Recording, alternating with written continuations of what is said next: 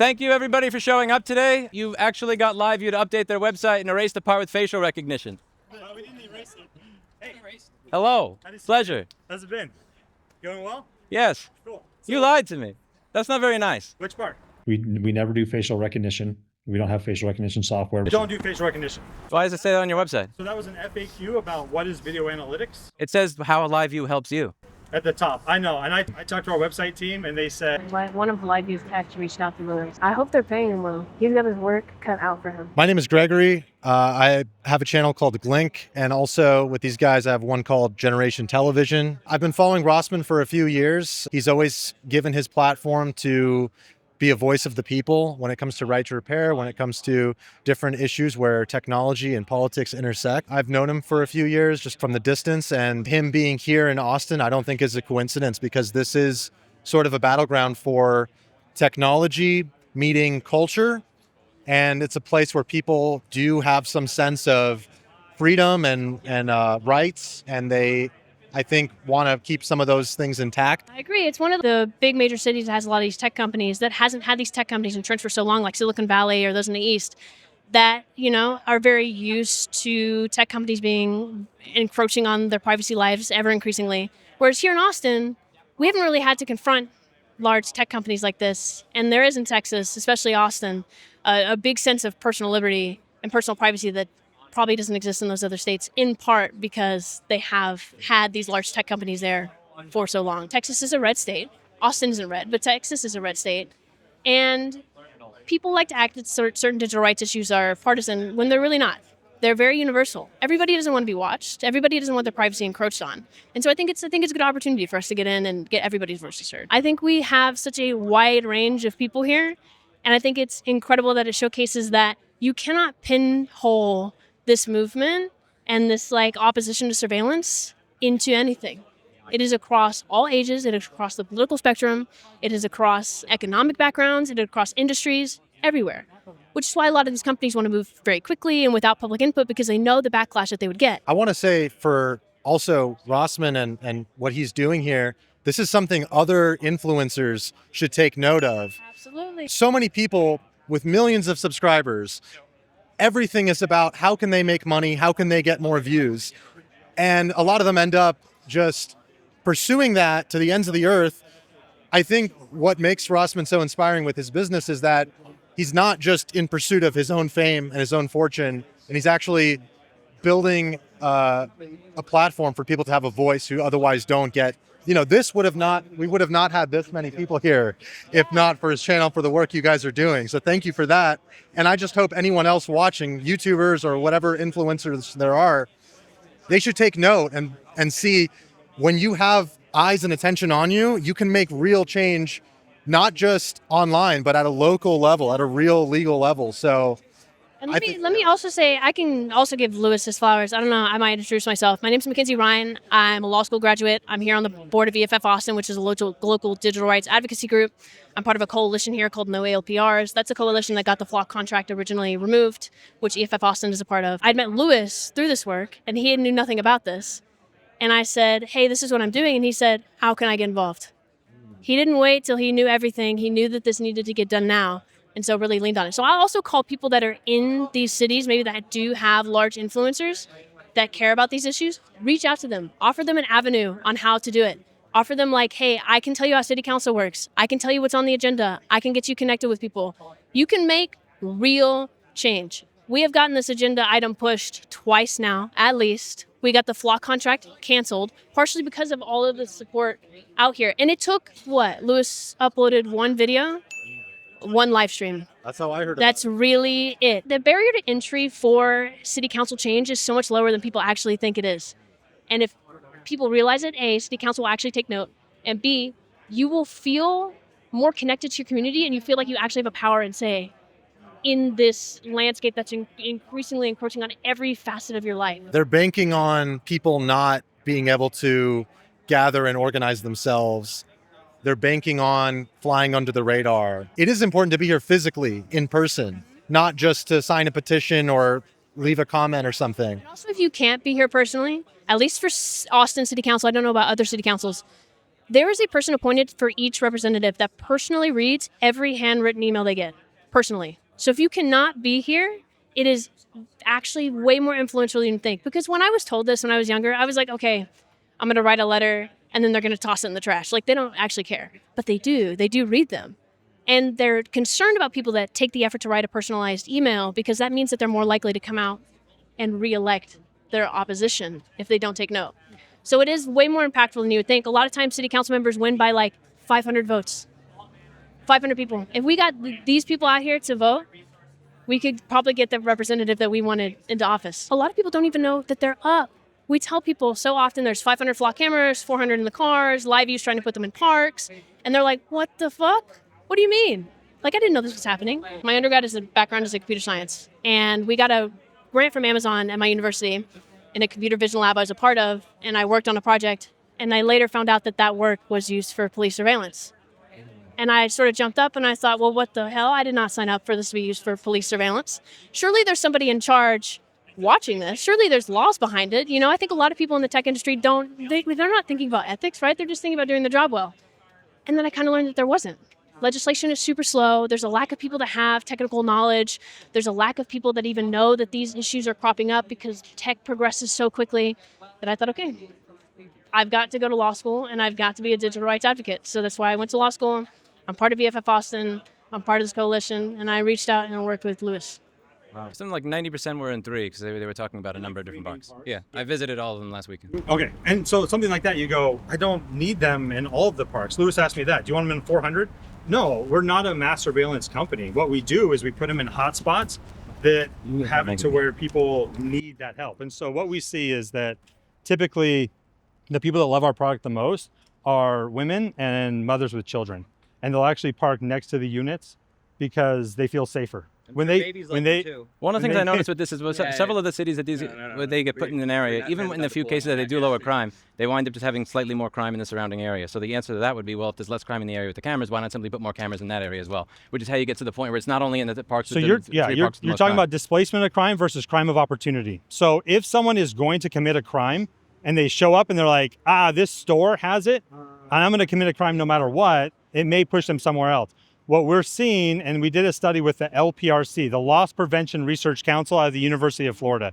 And what they found was when the city and the police and the retail locations work together and use LVT cameras, they saw over the entire city a drop of 54%. Now there was, I think, 30% of crime. So overall crime in general. And so go to lvt.com/access and you can see. How did you prove that metric? How do you prove so the loss prevention technology right. is the reason for that reduction in the crime metric versus the litany of other city factors that simultaneously occurred while you were implementing that? The Loss Prevention Research Council did that study. So we actually brought a third-party research team in because we get that question all the time. People ask, they're like, well, how do I know that all the criminals were on vacation during that time and that your units, that was the reason? Well, my question is more so not that, but how do I know it's not a different city policy or city measure? Like, say, the police decided to increase on-the-ground in-person enforcement at the same time. How do we know it's not the police on the ground versus your technology? Right? So with the LPRC, what they did is they came in and they worked with the police and the city and everyone and said, don't change anything else. So all else equal, statistically significant, we're going to look at the changes before the units were put in place, after the units were put in place, and look at Having done lab experiments, it is physically impossible to isolate variables in an unclosed system like this. I would just say to isolate variables in a study, you have to have a controlled environment. And you're saying you told the city, don't change anything.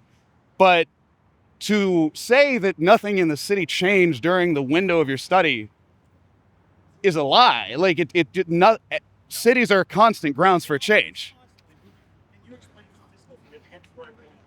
Statistical significance is a criteria by which you usually use some form of hypothesis test. There are various forms of them, and you determine a threshold. Usually it's 5% or 95%, and you test your hypothesis versus a null hypothesis. Usually in doing so, you need to have extreme control of variables and isolation of variables. So to have a valid study, you need to have extreme control of variables, extreme isolation of your system, and a city is a fundamentally unisolatable system. Also, much of LPRC's research is hidden behind a paywall. So, like, there are things that get released, but a lot of it is not released and not up to. You can't actually view all of these studies that they do. And also, it's funded by their members. Who are the members? And what are the Stores. So a lot, it's retail. Which A lot of stores? Retail. We need to interrupt real all quick and the tell people to go inside. Also, we got to go inside before we go on. We have some fun. Go inside. If you signed up to speak, you have to go inside. They can put in things that make it work. If you didn't sign up to speak, want to stay inside or How outside? do you know We stay outside until when someone this guy. like that you have It's too much fun. Yeah, until we farm this content. Then we can everything go. race or gender or age or sexual orientation What based? do you have? I don't know about that because it looks like because what I'm saying is like, you know, you just go around and you like make a bunch of observations and then like, you know, oops, I'm racist because my observations were just statistically a certain way. So like, how do you know that you have successfully trained out every single thing that might make it like in a case that's 50.01%, right? Not like, oh, I'm going to go around and like look in all of the windows, but something where it's like, you know, I think that this is just barely over the threshold of like criminality or not. How do you know that absolutely nothing No one happened? We're not talking about criminal activity. So when someone looking in windows of a car is not a criminal, like there's no crime there. You can go look in cars. You shouldn't be arrested for that. What we're hoping to do is actually prevent crime before it happens and then be able to help prosecute when crime does happen. Selecting, right? High resolution video of people's faces and stuff, but you don't do AI. But that video, what prevents that video from going to a company that uses their AI on that video after the fact? Nothing prevents that. The city owns all the footage. So the city owns all of the data. It's not an answer to the question. It's not an answer. It's not an answer to the question.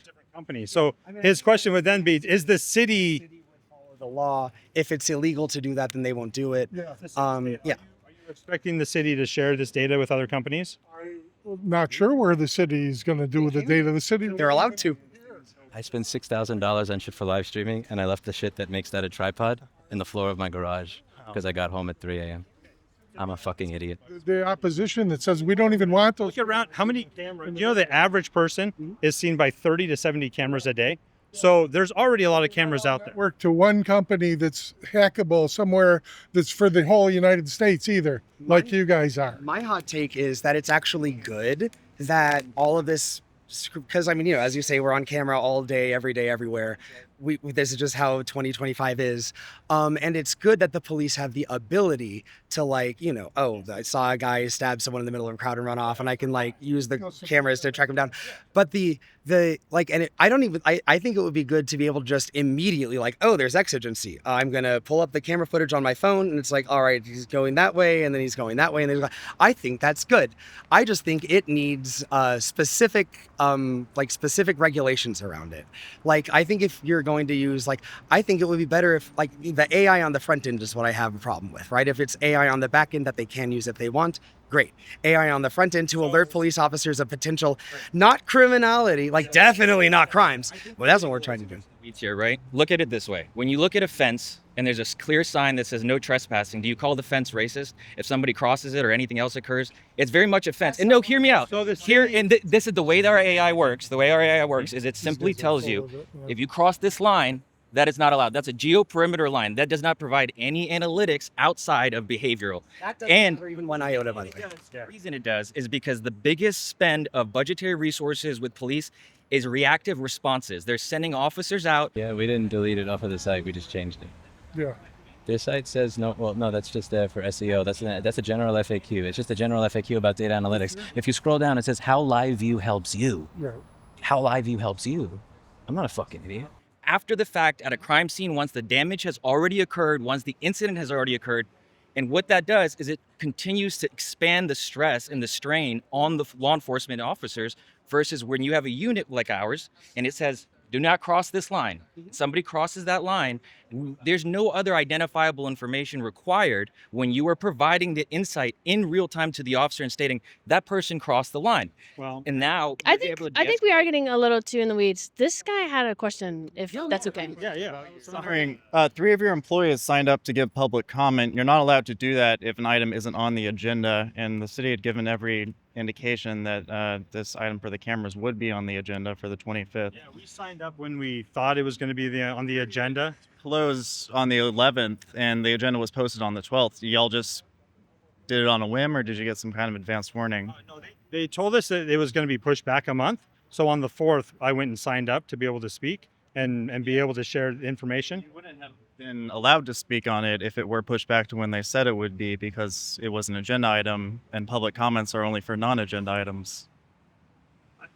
All I know is that I went on the public website and I signed up, and I told them what I was hoping to speak about, and it showed up. I don't know a lot of the. I mean, that makes sense. I think his question more goes to the fact that this. Confirmation that it wasn't going to be on the agenda. I mean, I do believe you. I mean, a month ago they told us that it was going to get pushed back a month, which is why I'm here. If it gets pushed back another month, I'll see you in 30 days, I guess. It's not even on the agenda. I guess last time it was on the agenda until 24 hours before, Yes, which is when they can change it. I'd already bought flights. And so I said, I'm going to come out and I'm going to answer questions. I'm going to talk.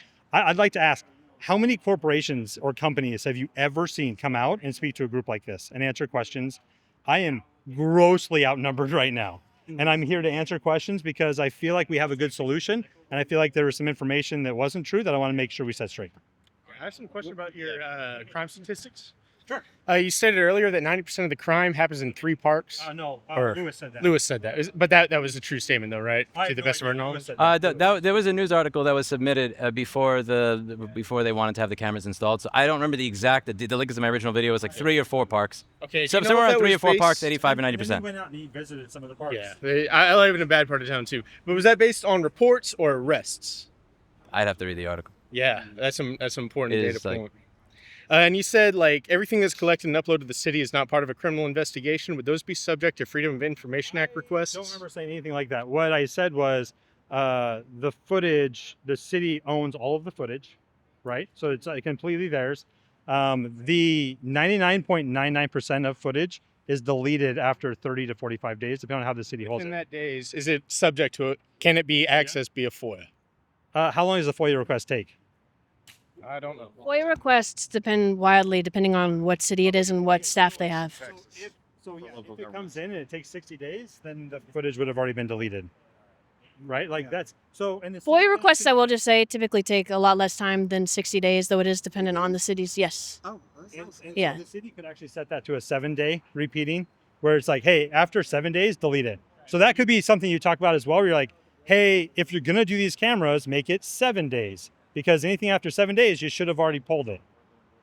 So 99.99% of all that data is How deleted. much is the contract to the city? How much is the contract? Are you guys charging the city for your services? Yeah, so you want to talk to the city. So for privacy reasons, It's up to $2 million. okay. So I think it's on the actual agenda, right? It's $400,000 to $2 million. And the reason why Over a course of how many years? 1, I believe. 5. It's 5? actually so the first contract is over 3 years, and then the city has the right to extend every year for 2 years, and that's Pilot program is 3 years long. no, that is the initial spending cap ceiling for the first 3 years, and then they get to 2 million by extending it 1 year at a time. So there is no pilot program. I'm sorry. There's no pilot program.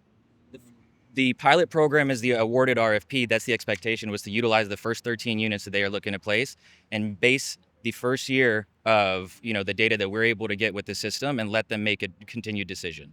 and the reason why I say this is because of this growing concern by the citizens here in Austin that the budget is exploding. People are being taxed out of their homes. That there's a growing coalition that is against Prop Q, which I support that coalition wholly because I've lived here for 20 years. Can you explain Prop Q? The Texas legislature. If no one else. Okay, I don't get it. well, and also for everyone on the channel, Prop Q is a response because the Texas legislature passed a law a couple of years ago where if there's a property tax increase over a certain percentage, it has to go to the voters, and that's what Prop Q is. And so I think the city wants to go over 9%, which is well over what was established that the legislation could state that you could raise without voter approval. Okay. And that we're seeing things that are being spent frivolously, like $2 million on a logo that looks like it was made by with somebody with magic markers. A logo? They're changing the logo? Well, they spent $2 million $2 to million change the logo. on something that looks like it was drawn with magic markers. Oh, you should have applied to sign. I should have signed up for that one. Oh. They're spending $1.6 billion at least. It's probably going to be more to tear down the convention center and dig it 65 feet underground.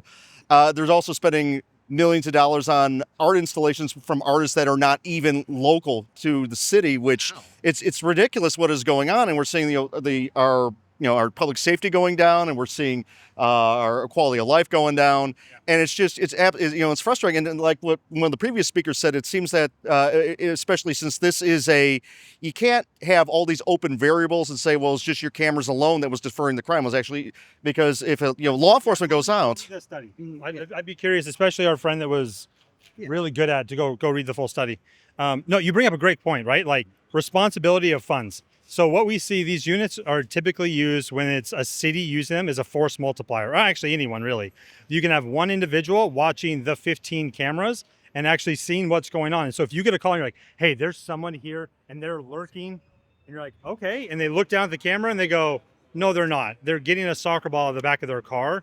They're fine. And then the police don't have to go. What did you say? The highest waste of resources for the police department is reactive responses, where they're just driving around everywhere. But if they can actually have eyes where there is a complaint, they can look down and say, that's a legitimate complaint, we should send someone or we shouldn't.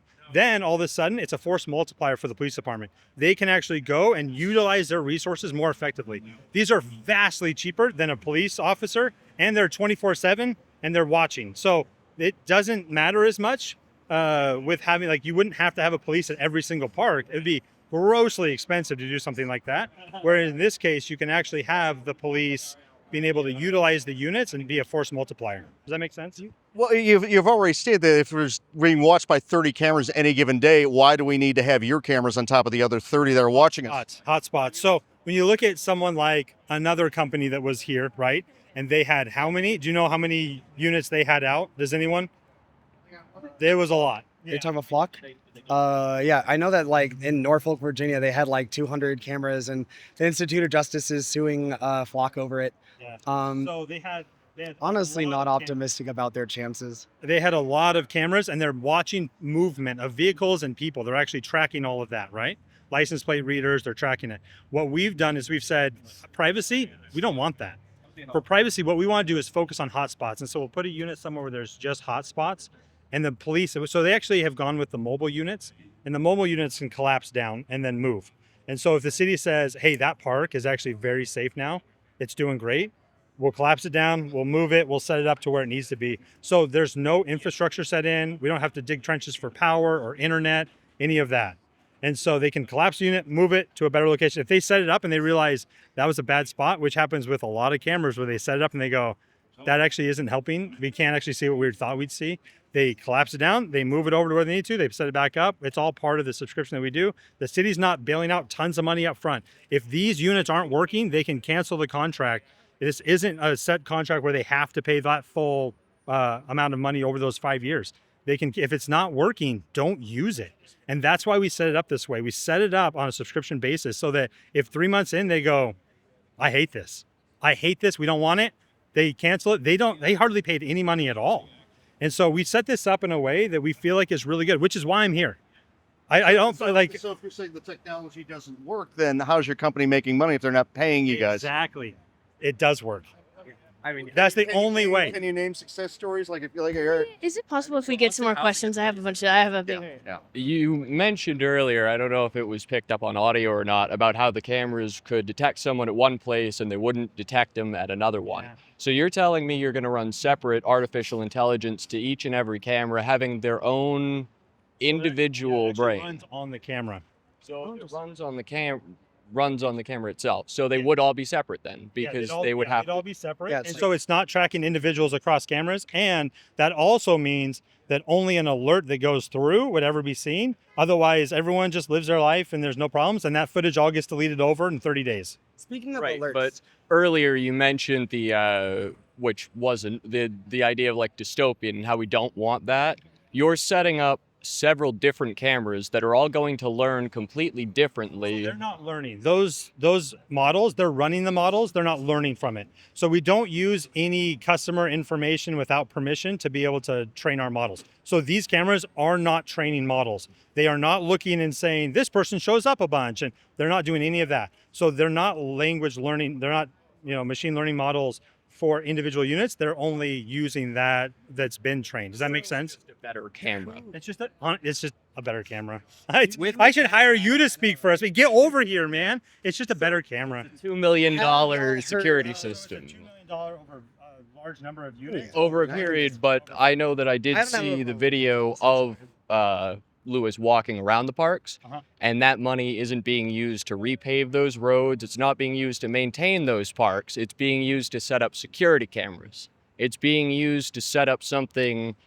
external instead of making the park look nicer where maybe more people would show up, because if you have more people, there's the whole herd immunity idea. Well, and the other idea is if people finally feel safe and they go to the park, now the city has a cause where they say, hey, people are coming to this park, let's put money into it. If no one goes to the park, it's a catch-22. You know what a catch-22 is? Yep. Okay, so it's a catch-22. If no one goes to the park, why would the city put money into it?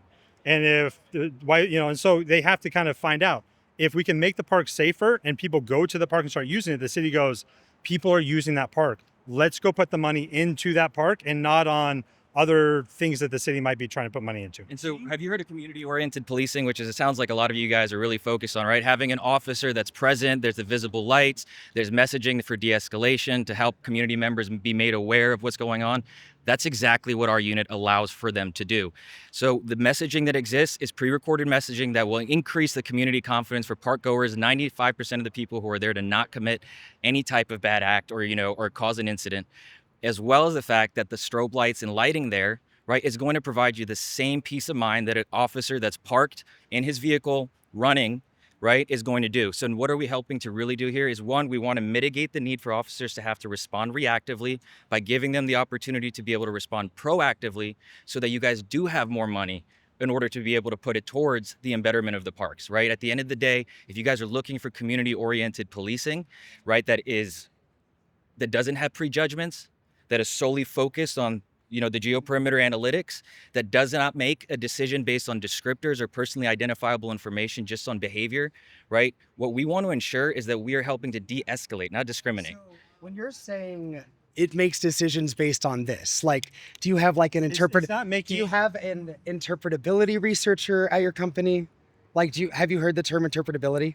So I am not on the science team, and I'll be honest, like, I'm not a scientist either, but the right? thing is, you're making claims that would have to be like vetted by I work an closely with our chief interpretability. technology officer, and I've walked him through all of this. I watched that whole video, brought up a lot of the concerns. We talked about it, and he was like, "Oh, nope, it's this, it's this, it's this," and one of the reasons I'm here today is also to get some more feedback to be able to take back to him and say, these are other concerns. How can we look at this? So yeah, but what I'm saying Is it okay if we get some more questions? I think we have a big queue. Did you want to speak?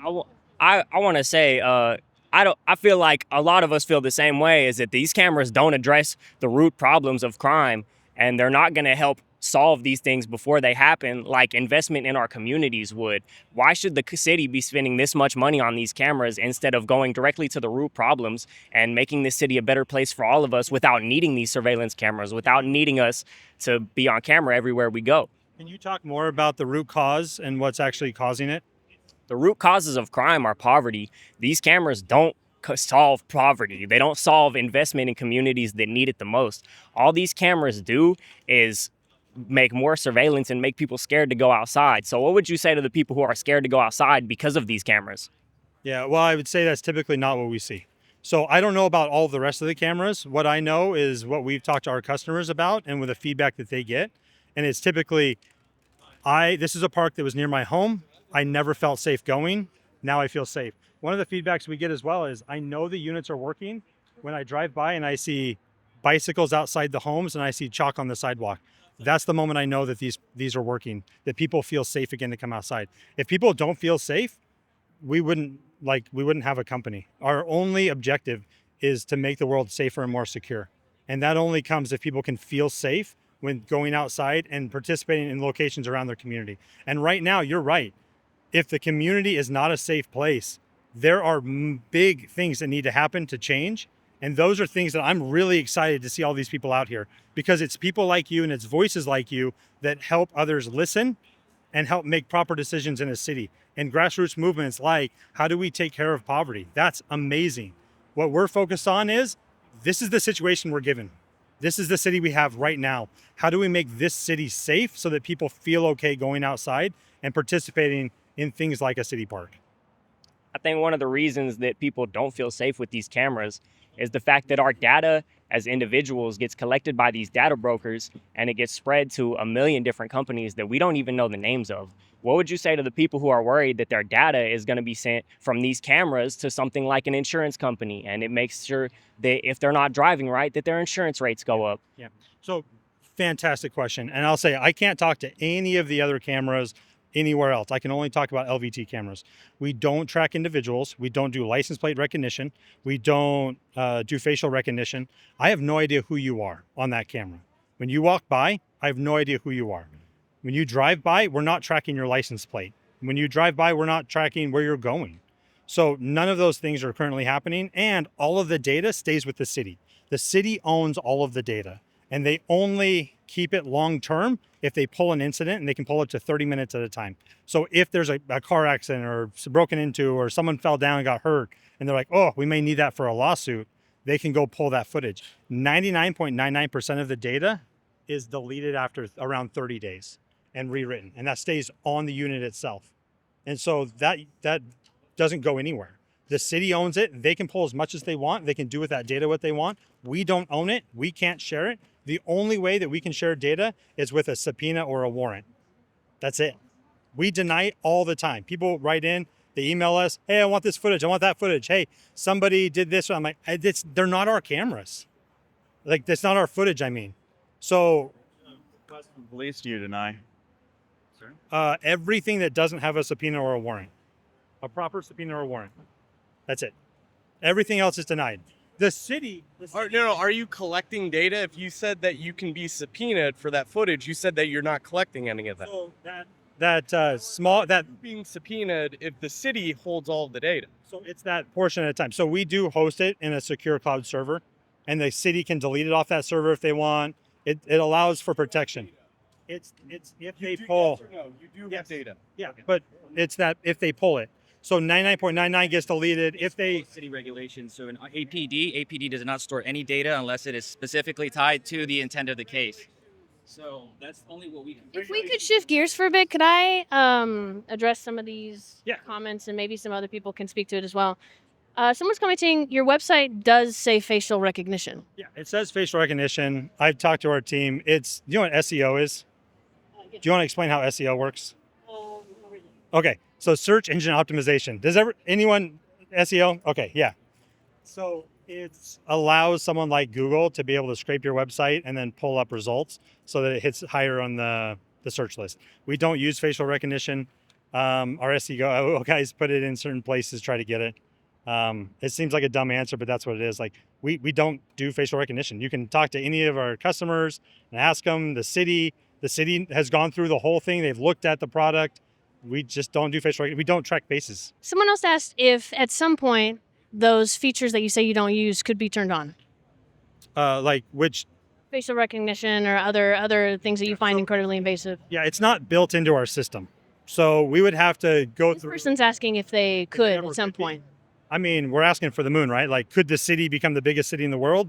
Yeah, it could, right? But it's not our goal. Saying the chance that these get turned on is so remote as this city becoming on the moon? The biggest city in the world? Yeah, I'd say that's probably about similar. So it's something that we've taken a hard stance. Every company has a stance that they have to take. I'm sorry, I am listening to you. I'm also just trying to... Oh, no, you're totally fine. You're totally fine. And we've taken that stance that we can have a balance between safety and security and privacy. And so that balance is incredibly important to us.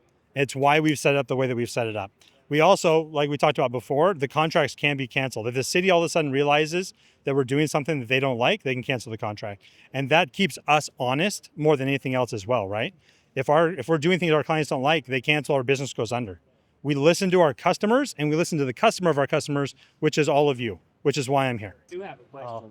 Do it, yeah. Oh, please. Yeah. It does seem pretty economical, but it's still an expensive contract. Could you say what your gross and net margin is on a contract like this? I don't know. I don't know. Like, Ballpark. I'll tell you that if you cancel the contract in the first number of months or years, we lose money. So it only works if someone is using the units work for them, it's solving a problem, and they keep it more long term. That's even if you release the unit? What do you mean? Use money just on that unit itself, given what it costs you to produce. Yeah, I guess we could reuse the unit. Is that accounted for? Yeah. I'm sure it is. With our smart financial people, I'm sure they work that in. Have you ever, or would you be willing to submit your source code to a third party for auditing to make sure that what you're saying here matches what the machines are actually doing? I think that's a really interesting idea. I'll take that back to my chief technology officer. Yeah, it'd have to be probably a nonprofit or someone. Yeah. Obviously, if just suddenly there's a Yeah. Liveview technology org, that no one's going to believe that. No, I think, yeah, right. Like, no, I think that's a fantastic idea. I'll bring that up to our CTO. So we do run through the Loss Prevention Research Council out of the University of Florida, and run studies through them to make sure that what we're saying is factually true. We also IPVM. You guys would love IPVM. They are phenomenal. So they are a watchdog in the security industry. Mhm. So they actually go and look at and tear apart all the security companies and see if they're ethical or not. They don't take money from like sponsorships, and they are bulldogs. And I love they're unbiased. They're completely unbiased. And I wonder if they would be one that would be willing to do that. what was the acronym? IPVM. Okay, And I think it's IPVM.com. Yeah. I mean, because a lot of this boils down to whether we or anyone believes, and this is true for any closed source product, anyone, right? yeah. If the manufacturer says it does this, this, and this, I don't really know if it's doing just that, and that's true for any product. Yeah. So that's why third-party analysis, submitting your stuff to an audit that can look over and say, no, what the guy said is what it's doing, is so important. So. Yeah, no, I think that's really interesting. So we are looking at working closer with IPVM. So I think they would be a good organization. I'll tell you, man, I love those guys because they just tear companies apart when they're doing what they're not supposed to be doing. Okay, I was just making that recommendation. I got a question. Sure. If LVT is successful here in Austin with your $2 million project, Can we move into the shade? Yeah, absolutely. Man, you guys in Austin. I'm from Utah, and it's cooling down there, and it's still boiling here. All right, if LVT Surface the sun underwater. If LVT is successful here with your $2 million project, what are your plans for expansions going forward after that? So I have no plans. I am not the city. So that's a question to the city, right? Like if the city said, hey, we want to have this for a year only and we're going to cancel after a year no matter what, like that's up to the city. So it's if the city comes back and they say, hey, we have another hotspot area of crime, what do you think we should do? Like we can try a different unit there as well and see if it works. If it doesn't work, they don't want to pay for it, they pull the unit. I have a question. We know that cameras like these have been used to track undocumented individuals and by our administration to detain these individuals. And I know a lot of us are scared about that. What does the company do in terms of making sure that the people who get tracked are being safely treated and safely tracked by the administration and by the people who you guys are leasing these cameras to? Yeah. So the best way. I want to announce something. I think after this, we're gonna get some other people's interviews. Oh, cool. Yeah. So we don't track faces. No facial recognition. We don't track individuals. I don't know that it's for those cars. What's They've that? been used for the vehicles of undocumented immigrants. Oh, yeah. Well, we don't have a database, and that's a big part of it. So for privacy, we don't have a database. So you look at other companies that had a database, they had license plate reading, and they could track vehicles. We don't do that. So you would have to sit there and watch the camera like you would if you were at the park, and then look at license plates and then put them into a separate system to see who it was or where they were at that time. It'd be incredibly manual at that point. Our goal is not to track people. I do not want to track people. I do not want to track cars. I don't want to track the people. That's not my point. That might not be your goal, but who's to say that's not the goal of the city or the government? Have you been subpoenaed by ICE? Government could, it's possible the government pulls all the footage 30 minutes at a time and upload it. And so You're saying that you're not. Okay, so your concern is that the city isn't going to use their data Yeah, appropriately. what's stopping them from doing that? That's what you need to ask them. I don't want this to happen. Do you not understand that from a moral perspective? I get that. How many cameras? How many cameras did you drive by on the way over here? I'm sure dozens. Okay, so what's keeping the city from doing the same thing with those I'm not footage? saying that's okay. My name is Louis Rossman. Louis, Louis, Rossman, Rossmann. What's the best title for you? That's a good question. Are you just like an advocate or? I have a repair shop that's across the street from UT. Yeah, so I was told that you gathered everybody here today. Can you explain what message you're trying to send to Austin leaders? That people do not want to spend $2 million to have AI surveillance put in their parks. If you think that there is a crime problem that's that serious, there are better ways to solve it than putting together systems that have been proven to be used to watch people everywhere they go, that have been abused all across the country. Gotcha. And so I know when Liveview spoke to me, they said that this was supposed to, kind of deter crime in the parks. There's been a lot of break-ins and stuff. And so what is your thoughts about that? Well, one of the things that they told me while I was speaking with them in an interview that I had with them about a week and a half ago is that they like the fact that their cameras are large. Everybody else wants small cameras. We want large cameras because having large cameras is going to deter people. We want to deter crime from ever happening. And when I asked for an example, the best example he came up with were kids that were putting together a bomb using fireworks in Kansas City that then put it inside of a garbage can and then detonated it. So in a low-pressure environment, like you're in front of a computer, the best example that you were able to bring up is that kids blew up a bomb in plain view of the cameras. I mean, like Mistral 7B on my $300 Intel Nook probably could figure this out better than that thing. So if you're saying that it's good at stopping crime, the first example that you gave me is an example that did not stop a crime. You were simply able to go back and figure out who set the bomb off afterwards, which you do not need these types of surveillance cameras for. And what is your concern? I know you mentioned privacy and other solutions. What other solutions do you think they can do to, help combat this crime in the city parks? First, when I read the articles that were put in place, when they were asking to have these contracts put in, there was an article that said something along the lines of 85 or 90% of the crime is occurring in 3 or 4% of the 3 or 4 of the parks. So by that math, if you're looking at a $2 million contract, I mean, how much does it do a few park rangers cost? And not only are the park rangers going to be able to deter crime, they can pick up trash while they're there, they can trim things, they can make the park a nicer place for people to show up. If the park is a nicer place for people to show up, maybe more people show up. If more people show up, then the thieves are less likely to actually do anything. So when you're thinking about the sheer scale of money that's being spent here, if you were saying that we're going to put up cameras that are $100 or $500, we could debate the merit of having AI-powered surveillance in all the parks. But with this amount of money that you're talking about, you could actually have things that stop crime. If you put up one of those cameras and then people actually look at it, and let's say it does deter the crime, I'm going to go to this parking lot now. So there was one person who told me, well, I actually did see less broken glass when they installed these cameras in this area. But when you look up the crime statistic, the crime had not actually gone down in that overall area. It's because they simply move from here to here. Now, a policeman can move from here to here. A policeman can follow the person that's committing the crime from here to there. A camera is not going to do that. Now, what you can do is you can say, well, we're just going to put a camera everywhere. We're going to have a camera here, and here, and here, and here, and then we're going to get rid of all the crime. But when you do that, you get to the situation where you have cameras everywhere. And when I asked him, would you like these cameras installed in every single park? He said, no, I would not. I would only want to put them in hotspots. But when you put them in hotspots, you lower the crime in the hotspot if you're lucky, very rarely, and then you simply move it 1 block away. Gotcha. And I know this is an item that was up for discussion in the last council meeting, and then they decided to just have a discussion today, but there's not an actual item. And that's what brings me to why I'm actually here. Yeah, so exactly. I don't like these games. So this was an item that was supposed to be discussed. It was going to be discussed, I believe, on the 28th. On the 27th, everybody got an email dated the 26th saying, I'm sorry, we're not discussing this. And that only happened after a bunch of people signed up to speak about it. Now, I have been lobbying for right to repair for the last 11 years. I've done this at the state level. I've done it at the federal level. I'm not stupid. That's a game. Now, they said you will expect to discuss this at September 25th. It never shows up on the agenda to be discussed on the 25th. You know that all these people signed up interested. There's one route that you can through general public comment. Nobody sent out an email saying, hey, I saw like all of you seem really passionate about item 33. Would you like to discuss it over here? Because there are people from the company that are coming to discuss it over here, so maybe you'd like to discuss it too. That never happened. So all those people would show up, not be able to talk about it, but have to listen to representatives from the company talk about the cameras, and that just seemed unfair. Like Sorry. Sorry. So I just want to ask you, since they are having this with the companies today, I mean, what is your message to Austin leaders aside from money and privacy?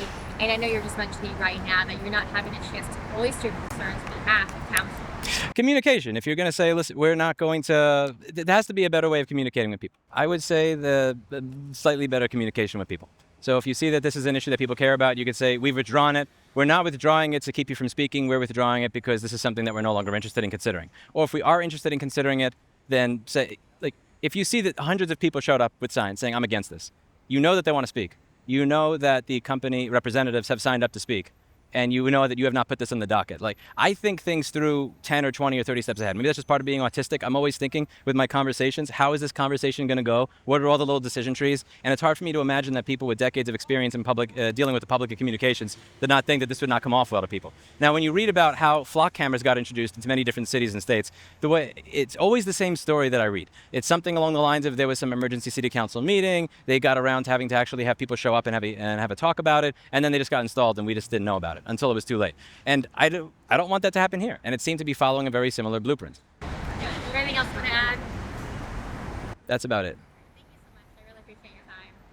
That doesn't make those okay. I didn't sign up for my city to put cameras everywhere. Yeah, you're right. And I'm not, and that's why we're here, because we don't want you to install more cameras. Has LBT been subpoenaed for footage from ICE?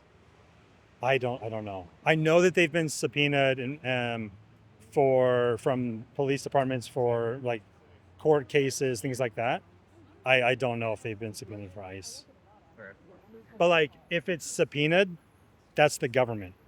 The government can come in and shut you down, tear out your servers, and take everything. Yeah, I think that's the central issue, right? Is that even if you enact all the protections that you want in the world, the federal government ultimately can come in and subpoena this information because there is a supremacy clause against like. Yeah. And our best hold on that is that we delete everything after 30 days, and only that 0.001%. But they can demand that you retain that data.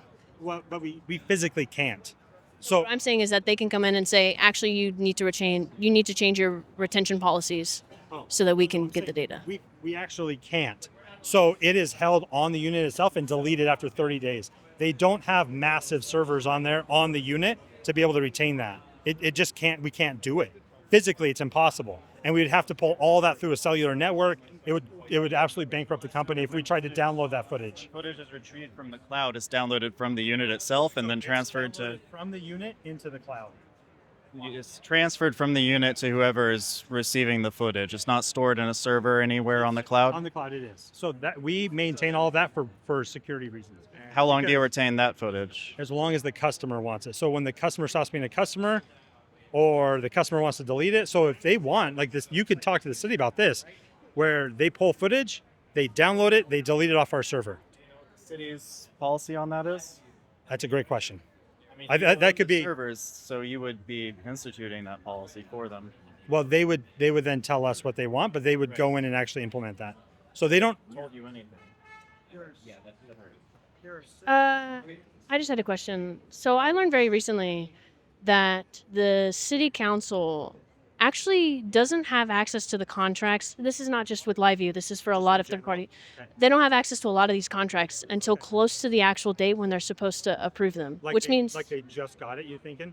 Yes, like and which means that the average person also doesn't have access to these contracts and can't evaluate them for themselves about data retention, data security, where the data is going to be accessed, how it's going to be accessed, how it's going to be collected, etc. What do you think about that? I would say that you as activists of this city could probably make a change to that and actually ask the city to release things like that ahead of time that you could Would you be willing to go in and write a proposal for that for city council? For the city, for the city of Austin? to Because change you the laws of the city of Austin? well just it's not an actual law. Oh, well, I'm saying I think you would be much more in place as a citizen of Austin to make a proposal of that. Of course, but I think you would also be as someone like a company that's trying to be ethical and coming in and like trying to like give people access to this kind of information. And we can ask the city if they will share. We actually have a gag order with the city where we're not allowed to talk to any city council members until we get up to talk to them. So we're not allowed to actually talk to any of the city. They got the proposal. They sent some questions over about privacy and security. We answered them. We sent them through. You can do it in like the public comments or in your own personal capacity. For privacy, I wouldn't share those details without the permission of the city. the city could share. Does that make sense? Share what details? Whatever details of the contract. It wouldn't be, you wouldn't be sharing anything. You wouldn't be sharing any details of the contract. okay, yeah. All you would be doing is making a suggestion to the city council That should they have- do it. Right, that they make this information available to people beforehand. Like as a company that's concerned with people knowing. And like right now we have a gag order, but once that's up, we could make that suggestion to them. You don't have to, you're not going to violate the gag order if you make that suggestion that they should make this contract available. Oh, we're not even allowed to talk to them.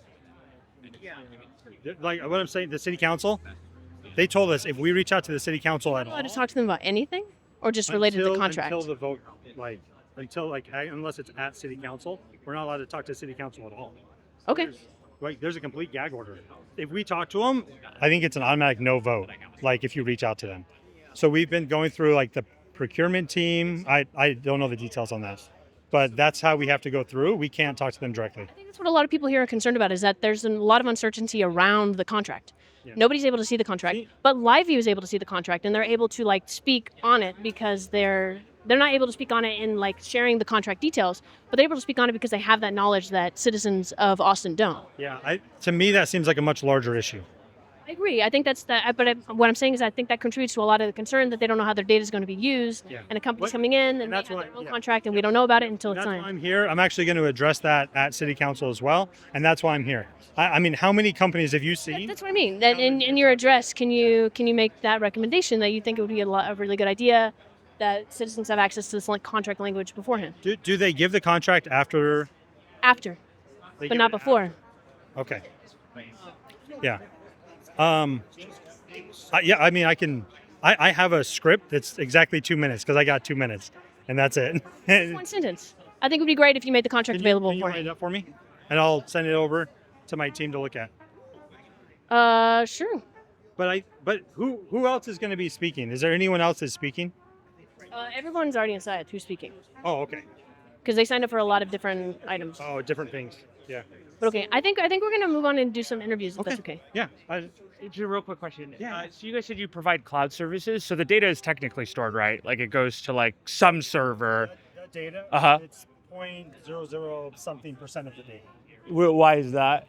Because the rest of it is held on unit and it's deleted after 30 But days.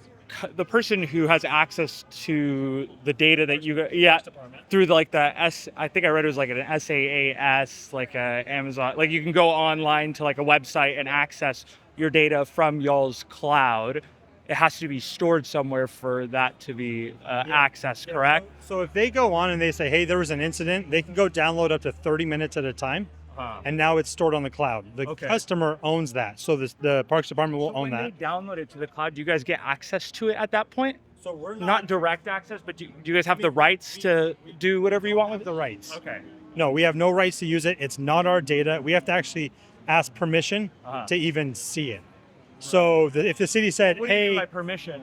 To see it, like signing a term of I just want service. to go back to my point. Don't you see that like if we had the contract language, we could be answering these questions. We would know exactly like when and how you can access it. no, I haven't seen the contract. I don't know what's in the contract. I don't know. I think You don't know what's in the contract, but you're here to sell it. So The contract is provided by the city, and so when we talk about a contract, we were awarded an RFP, and again, well, the contract isn't necessarily provided by the city. It's done in collaboration with the third-party companies. To those papers, but if you don't have access to them, then it would make sense that you shouldn't be talking about the widest use case possible.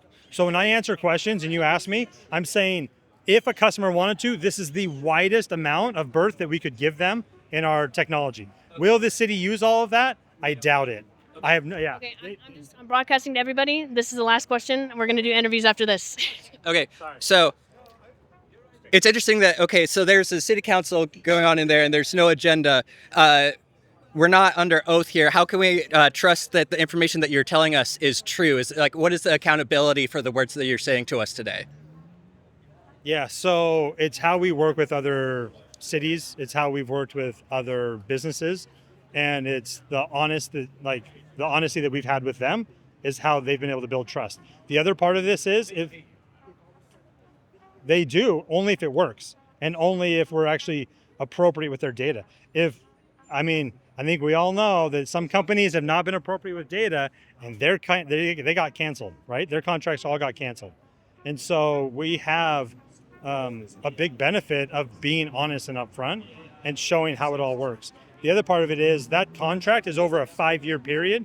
They can cancel at any time if they feel like they did with the other company that we're not being honest, which I would hope that people do. So the answer is like it's not a matter of do you have incentive to be honest or not? The question is there anyone like what I mean by accountability is if you say anything that is false, is there any repercussions for saying false things here and now? I mean, here and now, I mean, I would say no for anybody involved. For anyone, right? Like that's just a general concept. I would say, again, I would point to IPVM, incredible organization, watchdogs of the security world, and they will tear people apart if they lie. I will just say, not to what you said earlier, I think you were referencing the flock contracts and ones that have been canceled. There's other like AI surveillance companies. Not all of them have been canceled here or in other cities. Okay. Yeah, and you would know more than I would. I can speak to the company. I can't speak to any other. I think that's just going to speak that like the accountability measure of canceling contracts when these companies are doing bad things isn't always reliable because they are like Flock allowed to do a lot of horrendous activities before they're canceled, and B, a lot of it goes undetected unless people come out here and speak like they are today. And what I'm hearing, I feel like mostly is that there's concerns about how the city is using data, and I would say that's something that I would bring up with the city. How are they using the data? How are they going to store it once they've downloaded it? What are they using it for? Those are all very appropriate questions to ask the city as well. Okay. If it's all right with everybody, I'm going to go get some interviews. That's okay? Hey, thank you so much. Of course, of course.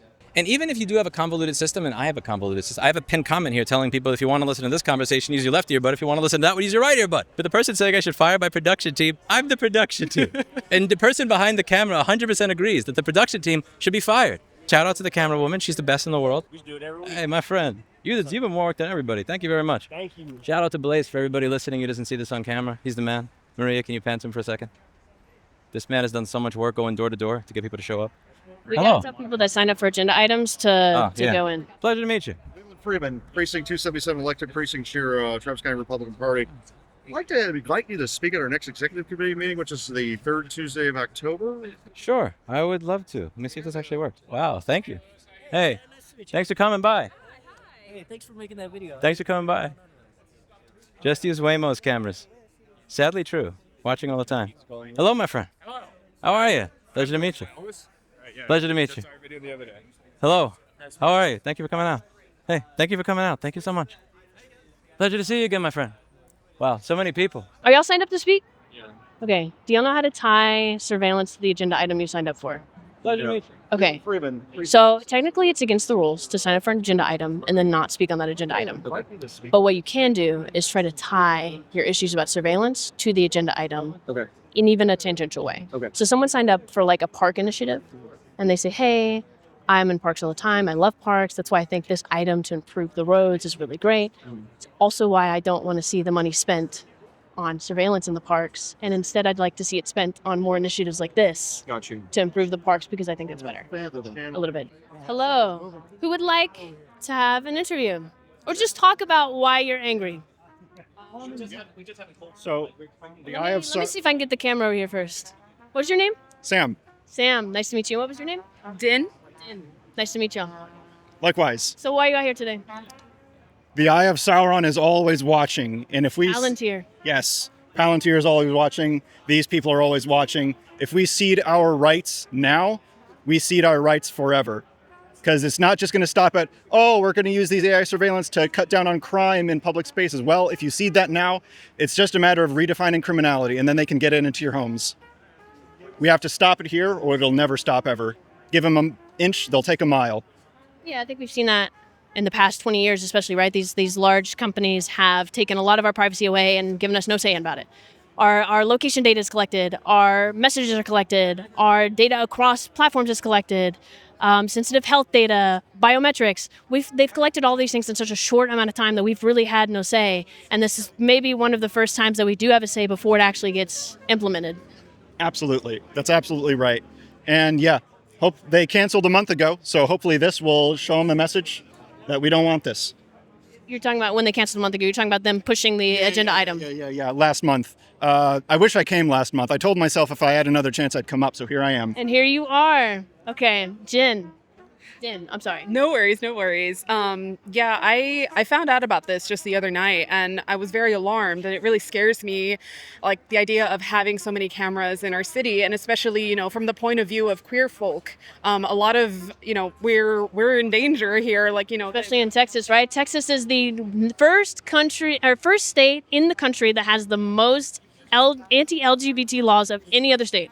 Yeah, and it's horrifying. You know, I've had friends move out of the state for that reason. And, you know, so some of us have to stay behind, some of us have to fight. I don't like the idea of these. I had a friend that just left a few days ago because of the increasing amount of hostility towards LGBT people, and the implementation of these cameras and further surveillance is only furthering a lot of that. Yeah, it's terrifying. And, you know, like it feels like they're trying to push us out. And, you know, like stuff like this, it's like what he said, like you give a little bit, they take a mile. Like how long until they start trying to come for queer people? Like start trying to, like, you know, learn about queer people, trying to spy on us and all that stuff. And I don't like that. That's scary to me. I mean, to anybody who doesn't know, Texas, using flock cameras, recently searched for a woman who was going to have an abortion. Set out a search on all flock cameras. Because in their mind, they were concerned about her safety. They really were concerned about her getting an abortion. In other states, how sad, right? They really cared. And that's before, you know, we had a solidified contract. This last flock contract in Austin was like a pilot program. So it's not a remote possibility. It is like actively happening. Yeah, it's very real. I mean, it was just a few months ago that they declared like a witch hunt on parents with trans children. Like, and this could be a gateway into exploring that even more. Like trying. They might see if you took Tylenol while you were pregnant and gave your kid autism, according to RFK Jr. Yeah, it's scary, and you know, I'll keep coming out to these kinds of things. I want to be a representative for queer folk. Awesome, great. It was nice to meet you. Of course. You brought up the fact that they can use this to track people. Something I was thinking about the other day. What if the SS in World War II had access to this stuff? You know? I don't think there would have been just 6 million dead Jews in World War II. There would have been a lot more. It took the entirety of Nazi Germany, the entirety of the USSR with the KGB, to track down political dissidents and those they deemed degenerate. It took their whole organization. With AI surveillance, it does not take that many people. Imagine what they could do with that. Imagine what they could do now with And that. any company that comes in and says they have all these safeguards in place, all these ethical guidelines, ultimately it doesn't matter, because the federal government has supremacy and is able to subpoena and get all this information anyway. It doesn't matter how many safeguards we put in place if the federal government, like they have now, is using flock for ICE enforcement, or, you know, even individual actors in the law enforcement. If they decide to go after a woman who has an abortion, or their ex-wife, which we've seen multiple times across multiple states, they're gonna use it to their advantage. Because the problem is that this data exists in the first place. It's not that it's like not properly regulated or that there's not enough ethics involved. It's the fact that it exists, because if it exists, it can be exploited by whoever holds the reins. Yep. They're saying they wanted to deter criminality. Well, if that passes, it's just a matter of redefining criminality, and you can target any degenerate you want in their eyes. Yeah, exactly. Perfect. Y'all were great. I like y'all signs. Thank you. Did y'all get y'all signs on camera? I love it. Awesome. Okay. Do you want to reintroduce yourself? I'm Kennard Ridoff. I've been in Austin all my life, and Rossman finally convinced me to get off my ass and do something. And have you spoken already in city council? Yeah, I spoke, or at least attempted to. You should talk about that.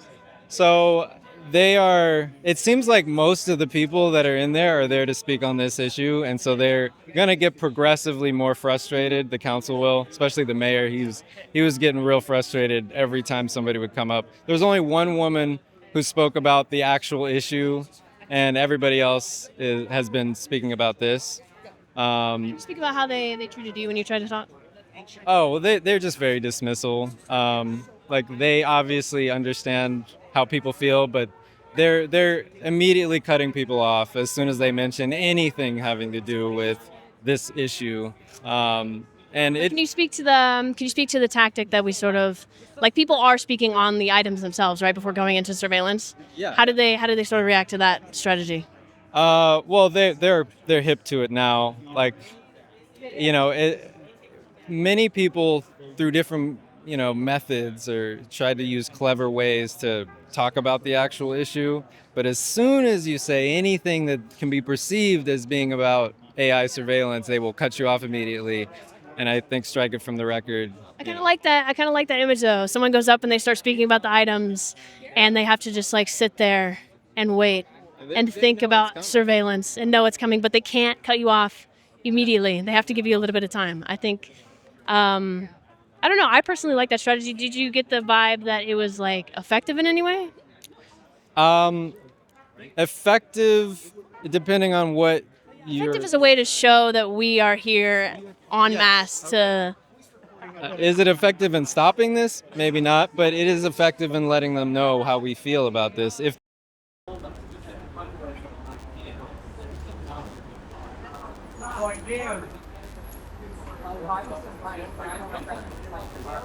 I won't tell anybody. Just Brandon.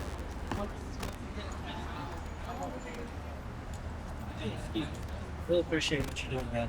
Thank you very much. I'm born and raised here, so when I came across your video and I heard you say Austin, Texas, I was like, hold the fucking phone real quick. I gotta hear this, and I really appreciate you doing what you're doing because coming home, I'm in the National Guard. I just served a year on Operation Lone Star. Doing that, working with law enforcement and border patrol and everything, and coming home and seeing the neighborhood the way it is, it kind of disappoints me. Because I know the community's better. I know the people in my community and my neighborhood are good, honest people. They don't want. What were you doing with Operation Lone Star? Counter human trafficking, intercepting smugglers, things like that. What was that like? It was intense at times, often boring though. But it was it flipped and flopped. It was a good time. Good time with my friends. Good time to get close to doing my job. Stopping human trafficking sounds like a lot of work, and it sounds very. If you can call that boring, you are braver than I am. I suppose, but it's like I know about the parks, Mount Bonnell. I can't remember the other two, but they're big issues, and to me, it means a lot. That's other people that are coming here to Austin are also speaking on these because. One of the biggest concerns is somebody who grew up, was born and raised here, and has seen the city change from the early 2000s to what it is now. It's good in some ways, it's bad in some ways. No city is perfect, of course, but it means a lot that people are coming here and try to take care of it. So I just want to say thank you for that. But also, I was curious because I want to get more involved. I want to encourage other Austinites, other people who are born and raised here. Like, this is your home. Have pride in it. It always starts with cleaning up your corner of the world. I thank you. It does because, and I learned that a lot. My patriotism and my military service comes from Austin.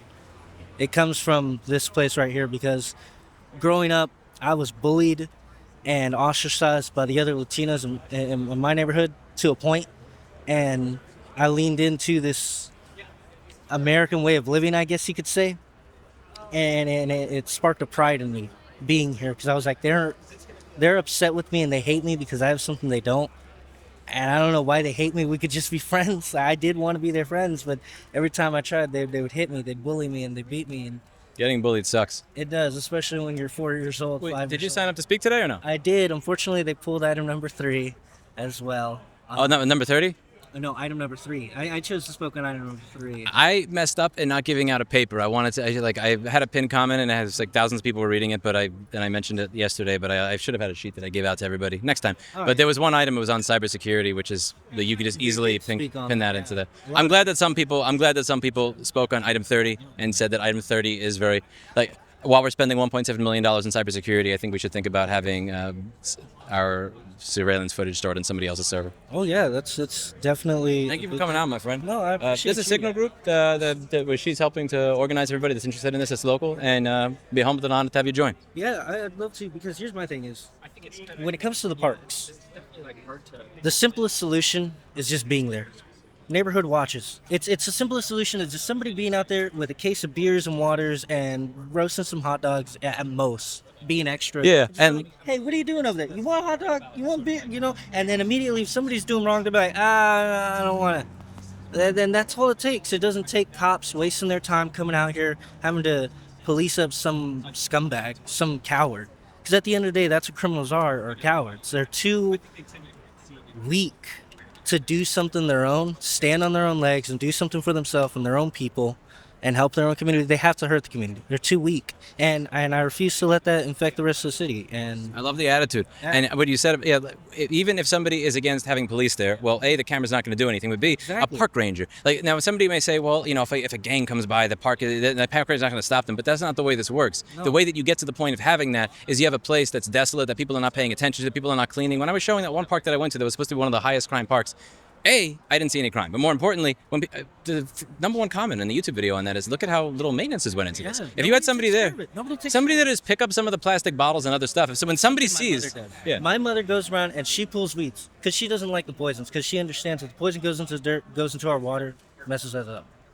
She doesn't like that, so she pulls the weeds. I'm only reading to see if this is actually working because I'm the world's worst. Fair enough. I get it. I have the world's best Technology camera person and the world's worst life, but I'm the world's worst live streamer. So. It gets silly, technology. It does. Shout out to Maria for holding the camera that I forgot to bring the tripod base to. That is quite a setup. The true hero.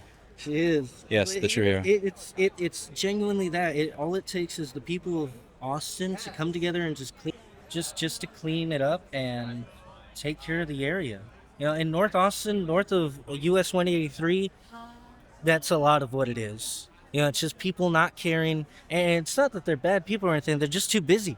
They're overworked, they're underpaid, and they're stuck in their own little worlds. And I can't blame somebody for feeling that because I've felt that. I've been there. Everybody has. But all it takes is somebody like yourself, like myself, the people here who've joined us to come together and be like, no, there's a way you can help. There's a way we can come together and clean up the area and make it pretty. You don't have to do it every day, but one day out of the week does a lot. Mike Menser, he's a bodybuilder. You don't have to work out every day to get that bodybuilding, that professional build. It's 3 times a week, dedicated, hard work, honest work. That's what it takes. That's what gets us these results. I heard you speaking earlier, and I really appreciate what you had to say. That meant a lot. That really did mean a lot. Thank you so much. Because a lot of people have been talking about just having people do this job instead. Funny thing is that the city already does that in a limited capacity. They contract with staffing agencies like W3 for Zilker Park to provide a physical presence there with people who, mostly for ACL and stuff, clean up after people, direct them where they need to go, deter criminal activity and vagrancy. And it's part-time work, but it's appreciated. I work with them sometimes, and it's why can't we just do that for other parks? I think it'd be actually less expensive than the, $400,000 they were talking about initially spending for the cameras here. And I think people would appreciate it more, actually having people that they can go up and talk to rather than a camera. Upwards of $2 million. Yeah. And if most of the crime is in 3 or 4 of those parks, and $400,000 gets you a lot of park rangers to clean up all the junk there that are actually showing up. Because if you don't just get a gang that shows up randomly, you have an area that's just not paid attention to for a long period of time. And if it's not paid attention to for a long period of time, one person shows up, then 2, and then that's where you get that type of trouble. What if you just had somebody maintaining it in general? Yeah. And I think that you could do that in 3 parks for probably a lot less than $2 million. Even with a volunteer organization the Adopt a Highway, Adopt a Stream, Adopt a City Park, and just have volunteers who are regularly out there providing physical presence and keeping it clean and reporting issues that they see and evidence of stuff that may need to be addressed by the city more specifically. And I think that would do a great job. And we can organize stuff like that without having to advance the intentionally oppressive kind of surveillance state apparatus. Yeah. It was a pleasure. What's your name? Alan. Pleasure meeting you. I would shake your hand. I'm a little bit full. Here we go. Me too. Thank you. Let's see what doesn't work now. Employment writing an essay and say, hey, do you want employment? I also wanted to hear that I'm with the current City Works Academy cohort, so I'm going through meeting with them with the clerk's office and the auditors and everything, and learning about municipal government and speaking with some of the representatives directly. So if you have anything that you would like me to raise with them, I'm happy to do that. I'm going to be asking them some questions of my own because I think like the process of speaking to city council could definitely use some revision. I think there's a good portion of just the way the communication is done. I mean, just the fact that there was a memo that was sent out saying this is off the agenda. It was sent out in the afternoon of August 27th, but it's dated the 26th. Yeah. I mean, when you do that in combination with the fact that you hold these things at Thursday at 10 a.m. when, like, a lot of people, the reason that aggravated me is I get whatever sick days I want. Every company and nonprofit I have is owned by me. Most of these people have normal jobs. When you take a sick day, or it's coming out of a limited number. Some people may not even have those sick days. Some because not everybody works for people that obey labor laws. Some people may have to trade a schedule with somebody else, so now they've traded in a favor. Like, I know what it was like to be there. I remember what it was like to deal with that shit. And it bothers me on their behalf. Like, for me, it's like, okay, whatever. It's next month or next day. Okay, it's an inconvenience. But for other people, that's lost money. And if they simply sent out an email saying, oh, by the way, I know you wanted to speak on this.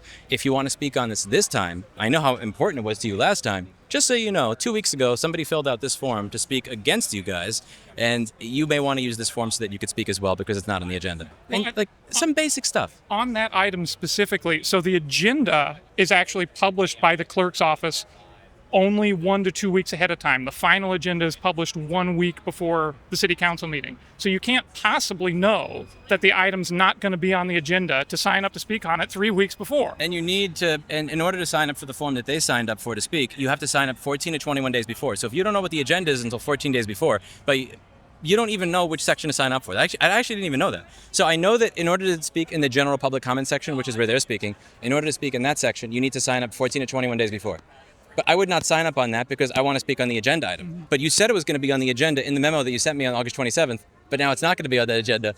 What the fuck? Yeah. So do I just sign up for both? I mean, and even if you do have a convoluted system, and I have a convoluted system, I have a pinned comment here telling people if you want to listen to this conversation, use your left earbud. If you want to listen to that one, use your right earbud. For the person saying I should fire my production team, I'm the production team. And the person behind the camera 100% agrees that the production team should be fired. Shout out to the camera woman. Shout out to the camera woman. She's the best in the world.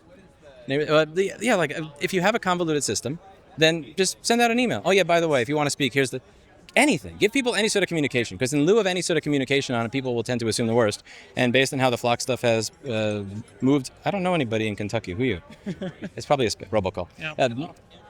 In the absence of information, people often assume the worst. And when you look at how these cameras have proliferated all over the country, it's the same story everywhere that you go. There was a city council meeting that was held outside of normal hours as an emergency, and then it got snuck through without anybody being able to speak on it. Over and over and over again. Now, this is not Flock, this is Liveview, but do I want to take that chance of that happening again? Well, and that's a specific thing because Flock used to be in the city of Austin, and they removed it. They removed the Flock cameras, specifically citing privacy concerns. So it's like, okay, why are we here again? Now, and Liveview has presented some arguments of why they are more privacy conscious, which I generally tend to agree that they do have the objective of increasing community safety and making money. That always needs to be mentioned in mind.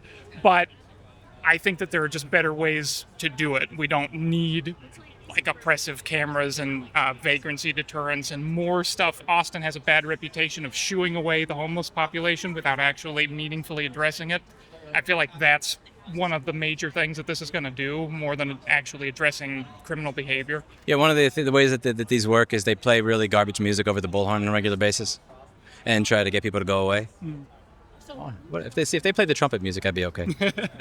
Well, it was a pleasure meeting you, my friend. Yeah. If you want to join, she has a signal group for all the people that are local that are interested in this particular issue, and that may be interested in like-minded issues. So if you want, she's more than welcome to join. I'd love to have you. And I appreciate you talking about, because like I didn't read the agenda actively before. I'm going to try to do it from now on for every council meeting, but otherwise I would have never known this was happening. It would have just gone past. Nobody would have known about it.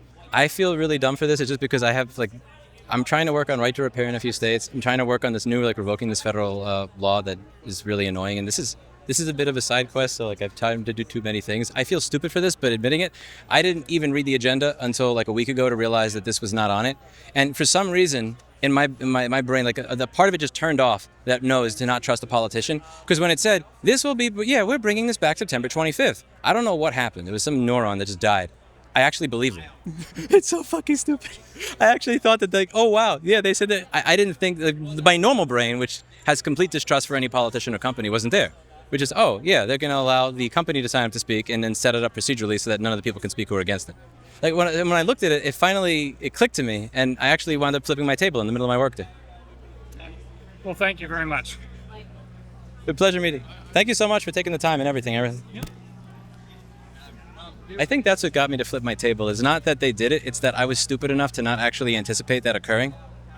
Thank you so much. You don't mind You have my number. Yeah, of course. You don't mind me passing it also to Andy Hoke, who's the communications director? Yeah, just use Signal. I never read my text messages. It's all spam. Okay. It's all. Hey, you better not be using my frequency. 566-122. Oh, okay, you're further enough. I have never had that happen before. That would be the first. I had that happen the last time I was here, but I'm a hack pretending to be a camera person. Thank you. What a mess I think I've exceeded the threshold of wires after which security will not allow you into City Hall. Once we find out. Do you have wind noise? You want me to put a fluffy thing on? Thank you. Have you hit anybody with it? Not yet. Very disappointed. I asked for that. That was the first smile I saw from her this morning. First and foremost, while I'm setting up, could you say and spell your name for me, please? Louis Rossman, Rossmann. Position or title you'd like us to use? I don't know. Like YouTuber? No, that's a dirty word. Let's see. Yes. Mostly shills. People that try to sell you ExpressVPN. Get you to buy Audible. Let's see. I'll just say, I don't know. Just my name is fine. Yeah. I'm out here because I don't want to see taxpayer dollars spent on putting AI surveillance in all the parks. I think spending $400,000 to $2 million if you have a few break-ins in 3 or 4 parks is a massive waste of money. There's a million different ways that you can deal with that other than this. So it's a combination of me not wanting to see that in the parks, and also I don't particularly like the way the city council went about putting it on the agenda, revoking it from the agenda, telling people that we could go back on the agenda next month. It doesn't go back in the agenda next month, but actually we're going to have people from the camera company show up to talk about it. You're not going to be able to talk about it. You got to be okay with that. Like, no. Talk about the rules part, right? So the rules have not changed. The rules have been the same for years on public speaking. So what about the rules do you take issue with? I'm not talking about the rules changing. I'm talking about the rules as they are and most people not being aware of them. So firstly, when they said that people were going to be able to speak on this issue, number one, you hold these council meetings at 10 a.m. on a weekday. People work at 10 a.m. on a weekday. You know that. So there's better times to be holding this if you're going to be speaking about contentious issues. Now, if you have 50 or 100 people sign up, and then you say less than 24 hours before that's supposed to be spoken on, it's to be taken off the agenda, that's strike 2. Strike 3 is you sent that on August 27th in the afternoon, but your memo is dated August 26th. So that was one full day that either you decided this one day before, you just didn't want to let anybody know, or you did, but you backdated it. I don't know which one it is, but that's one full day where you could have told people, here, change your schedule. Oh, you took a sick day, undo your sick day. Oh, you changed your schedule with somebody else so that you could come out here, undo that. You don't need to do that. I think that that's somewhat inconsiderate. Now, when people show up, you have hundreds of people that were out here talking about saying that I don't want these cameras in my city. It said in the memo that you'll be able to speak on this on September 25th. We expect to have this come up on the next item in the agenda. But it's not on the September 25th agenda. You don't let anybody know that it's not on the September 25th agenda, but the camera people have signed up to speak on it. Now, if you don't know what the agenda is until I think something around a week or two before that hearing, but you also have the issue that you're not allowed to sign up to leave general public comments until 14 to 21 days before. So I would have to sign in order to anticipate this, I would have to assume that what you said is not true and then sign up to speak in both places, which most people are not going to do. I mean, I try to lobby at the state and federal level. I've gotten laws passed in 4 states, and I didn't even anticipate this thing. So it feels like it's intentionally opaque, either intentionally or it is and just nobody cares, to try and get less people to show up. Talk about why this was important enough to you that you were making videos and rallying people to come today, even though the sign is not today. Number one is I think that, again, if you have an issue with burglaries in parks, I think it would be better that you spend some money on a few park rangers than spending $2 million on AI-powered surveillance cameras. These have been used to track people. These have been used for police officers to stalk their ex-girlfriends. This has been used for... There's several emails that people are asking for anonymity, so I have to kind of clear the details out that I've been getting this morning from people who use ham radios and just listening to police officers talk about how they use these flock cameras, and it's disturbing. I don't think that that's the best way to do it, and I also don't think this is the best way to engage with the general public. Now, if this was intentional, I hope that they change. If it's not intentional, I hope that the way the city council engages with people changes a little bit, because there's just a few areas where some basic consideration would have resulted in a different result. Surprised at the number of people who showed up and the number of people who went in there to talk, even though this item wasn't on the agenda? I was not surprised at the amount of people who show up. I was surprised at the amount of people that showed up to speak, even though it's not on the agenda, because a lot of the people that are in my audience are shy. Even when they are allowed to speak, they don't. So when I've been trying to get people organized to discuss right to repair around the country, and when they show up to their local legislative hearings, sometimes they're shy and they say, I'm sorry, I'm just going to sit. I was going to speak, but I was afraid to. So the fact that people are showing up to speak on something that they're not supposed to speak on is very surprising, but also, it makes me very happy. I'm very proud of it. Is that something that you encourage people to do, or did that get organized when people showed up here this morning? I encouraged them. I said, you signed to speak on item 33 last time. They took it off the agenda, but they said you can discuss it on the 25th. And then on the 25th, it's not on the agenda, but the camera company's director of sale is there, and they're going to be able to speak. Does that sound fair to you? I don't think so. So you're not allowed to speak if it's not on the agenda. That's their game. I'd rather play my game. I don't want to play somebody else's game. You always lose when you play somebody else's game. So what you should do, if you signed up to speak last time, and you're one of the people who got this email saying that you're allowed to speak next time on September 25th, show up, sign up for a different item. 33 is not the cameras this time. Maybe there's something else for 33. For instance, 30 was on cybersecurity. There was a $1.7 million surveillance contract. Not surveillance contract. There was a $1.7 million cybersecurity contract. So if you want, speak on item 30 and say, I think it's great that we're spending money on cybersecurity, and I think we should keep this in mind before we decide to spend $2 million on AI surveillance that is stored on somebody else's server. Get with city council members or get with the mayor and talk with them about this contract? I have spoken with some people who know city council members and their staff. I wasn't able to speak to somebody until yesterday, though. Okay. When did you start reaching out? I would say about a week and a half ago. However, you're also talking to me post heat stroke from talking already, so I'm sorry if I'm getting... Okay, so obviously city council has a lot on their agenda today. This council meeting is going to now take, however much time, because folks are going in there, sitting down and talking about an item that's not on the agenda. I'm sure you can imagine that if people were allowed to talk about items that were not on the agenda for every meeting would take hours and hours and hours. What about this item makes you feel like that's an appropriate use of council's time in that? That's your job. You signed up for this. So you signed up to listen to people. I mean, I am half asleep. I look like this because I stayed up until 2:30 in the morning, because my job is to advocate for the people that have helped and support my nonprofits to try and get legislation passed in these particular states. If I have to stay up until 2:30 in the morning and one of those nonprofits pays me $0, I mean, I've seen the city council salaries. I'm not saying you have to stay here all the time, every time, but I'm also saying that you should, if you're going to say that something's going to be on the agenda next time, you could send out an email. You could say, oh, by the way, this is not going to be on the agenda. Here's why. You might have less people show up than if you just ignore it and then have the people from the camera company show up and not tell anybody. There are a number of different ways that you could communicate. And the way that I see it is, if you have hundreds of people show up that are angry at you because of this, you should think about the method that you use for your communication. Maybe it's just me being autistic, but I take every single conversation that I'm having and I kind of thread it like, what are the 5 ways it could go if I say this? What are the 5 ways it could say in each one of these? And it's hard for me to imagine that people in public policy that have decades of experience in communications don't understand how that looks. People have signed up to speak on an issue. You said, we're tabling it. We may bring it back. We're going to bring it back next time. Actually, we're not. We're not going to tell you that we're going to bring it back next time. And there's no reason. Explain why. Give people anything. In the absence of information, people will often assume the worst. And when you see how these cameras have been introduced in many other cities, they get introduced often by emergency city council meetings. You see these reports everywhere. I didn't even know that my city council was voting on this, and they just did it. And you look into it, and there's all these weird little procedural abnormalities that allow them to get through. So maybe I am risking wasting their time. Maybe they're going to have to stay until 4 instead of 2. And I don't care. That's what you get paid over $110,000 a year for. You get paid to listen to people. And if I have to risk something, I would rather risk them having to stay an extra 1 or 2 hours at work, the way that I've done every single day for the past 15 years of my life, rather than risk having AI-powered surveillance all over my city or my state that I pay for. Okay. Can you finally just talk a little bit about moving forward, right? So if City Council obviously did not communicate to you all the way that you wanted, moving forward, what exactly would you like City Council to do? How would you like them to communicate to you all moving forward that would make it so that this doesn't happen?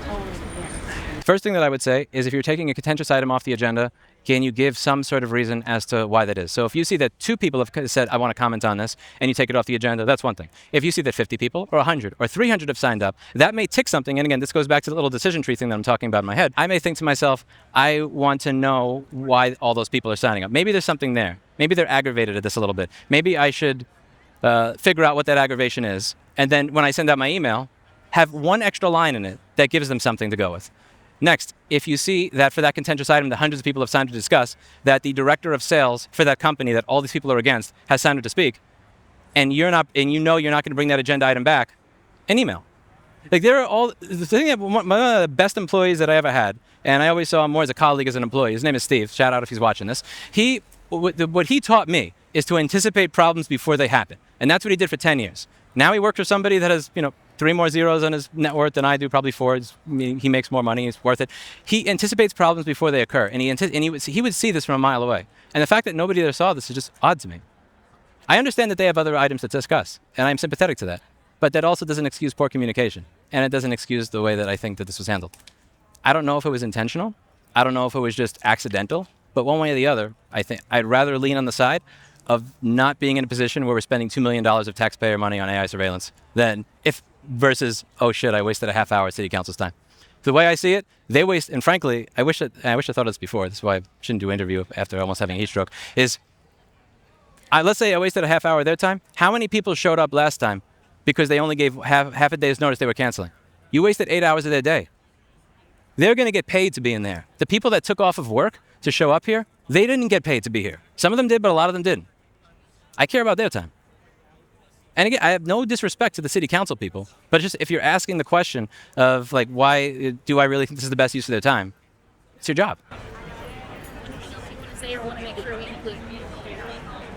I think I got everything, except it's probably just jumbled because I was standing in the sun for 30 or 40 minutes earlier, and my brain is off. But thank you very much. I appreciate it. Good to meet you. Pleasure meeting you, my friend. From you so that I don't have to hear you all day, as much as I'm sure you'd love that. Oh, God. Oh, that sounds like hell. Thank you. Appreciate it. Thank you. I wore this like walking in the woods shirt, and I was just thinking like if there was an AI camera in the middle of the t-shirt, it wouldn't make any sense. It would just be stupid. You don't. Yeah. I think it's very fun because like it kind of a lot of people use parks, right? Parks are so like universally loved by people of the city. It would be a real shame if they felt like they were being surveilled every single time they were accessing something like that. Right. How do you think I think people like come to the woods because like to get away from everybody, and so like if they were just surveilled, it would defeat the point. Just like the healing process of being in nature and all that stuff. But now, if you have 50 or 100, I appreciate it. What was your okay, name? Andrew. Andrew. Yeah. Nice to meet you. All right. Cool. You spoke on an agenda item about parks because you're very passionate about parks. It was a park trail. They're building a bridge to complete an existing trail. I kind of stumbled on my words. I mentioned that 3 million and 3.75 million seems a little high, but they are building a bridge, and that sounds like a good allocation of resources as opposed to $2 million on a surveillance camera. The mayor was on us. Anytime we deviated, he just said, "You're done. You're done." Yeah, so give me an overview of the whole thing. How was it when you walked in? How was it when people started going up? He made jokes. Somebody signed up under the name Anita Bong Hit, so he was talking about a 2-minute bong hit. Y'all do not do that. Take this seriously. And he made a joke about a 2-minute bong hit. Yeah, that sounds pretty good right now, actually. And then there were some people who were talking about their actual topics. Some of the topics were actually really serious, like people being picked up for traffic tickets and jailed for 20 hours. It was good to hear people talking about that. We would show up and say a couple words, talk about, and the surveillance system, nope, you're done. Nope, you're done. Yeah, which is kind of what we expected, right? But it was a good show of force, I imagine. And we were all clapping. I tried to get people to clap at the end of people who were talking about the actual issues as well, but we all supported ourselves in there. Nice, that's really good to hear. Awesome. Well, is there anything else you have to say about it? It just seems kind of cheap that they pulled a bunch of things before anyone could talk. That one guy I came out with, he didn't get to speak twice in a row because they pulled his item today. For anybody that doesn't know, City Council is able to pull items the same day or the day before. This is not maybe not specifically for us. They do this pretty frequently anyway. There's like 60 something items in the agenda. Sometimes they do pull them, but I don't know if any of us can speak to whether they pulled them because of the people speaking or not. There was one speaker, I wish I remembered his name, actually put up a decent argument though. He corrected the mayor that, yes, we are talking about the surveillance cameras today. It's at noon and it's private. So yes, there will be talk of surveillance cameras today, whether you hear us or not. Yeah, I would also say, for anybody who doesn't know, each city council meeting has a public comment section. Public comments is a portion of the city council meeting you can sign up for 2 weeks in advance where you can talk about anything. It's an opportunity for you to speak to your council members one-on-one, to get them to hear an issue that maybe they not be aware of. What has happened today is that 2 Liveview representatives have signed up to take 2 of those 10 spots to speak about an item that was not supposed to be on the agenda today. And a lot of people are upset about that because the public comment section is not meant for lobbyists. It's not meant as an alternative channel for you to talk about your item that's been pulled. And so we today wanted to come out and also use formal channels, maybe not exactly in the way that they were intended, but still following the rules to let our voice be heard as well. And we definitely let them hear it. Yeah, hell yeah, we definitely let them hear it. Name, why are you here? My name is Robert. I'm here because I saw Louis Rossman's video about this AI camera crap happening in my city, in my home, and... Where are you from? I'm from here in Austin. Okay. Yeah. This year has just had so much stuff going on, and I wanted to go to some demonstration to stop something I didn't want to happen. Yeah, absolutely. When did you learn about ALPR cameras or surveillance cameras in Austin? It was actually a stroke of luck. I learned about it earlier this week, maybe 2-3 days ago.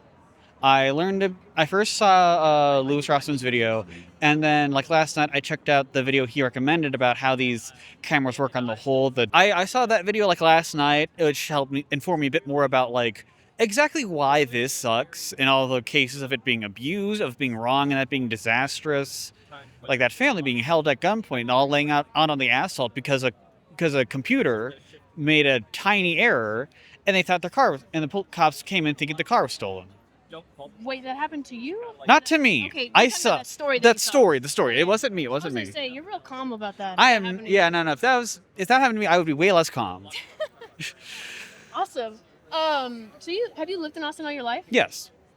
So what I find interesting is that the culture of Austin has always been extremely unique, right? It's placed smack center in the middle of Texas, and they've always prided themselves on being very different, very respectful of human rights. It's a strange thing because apparently with the larger international community, Texas is seen like this microcosm of the U.S. And then you have Austin, which is this little blue dot in the Red Sea that is, politically speaking.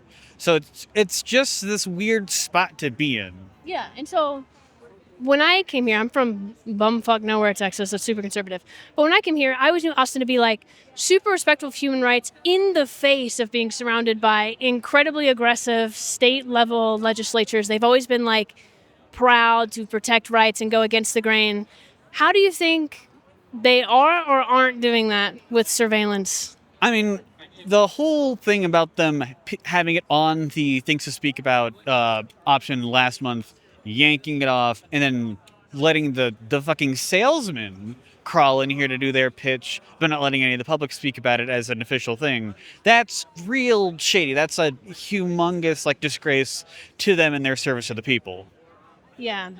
Yeah, it's unfortunate because a lot of council members also wouldn't like to see that happen. A lot of people that work at City Hall don't want to see that happen, but it's indicative of a system that's not designed to really hear people's input at this core. Yeah, it almost makes me wonder if the people on board are up in the office of City Hall aren't into it, and obviously no one here is into it, and only the company. The hell? That's just Austin traffic. Anyway, if it's only driving downtown and on I-35, oh no, I Ubered here because fuck all that. Truly.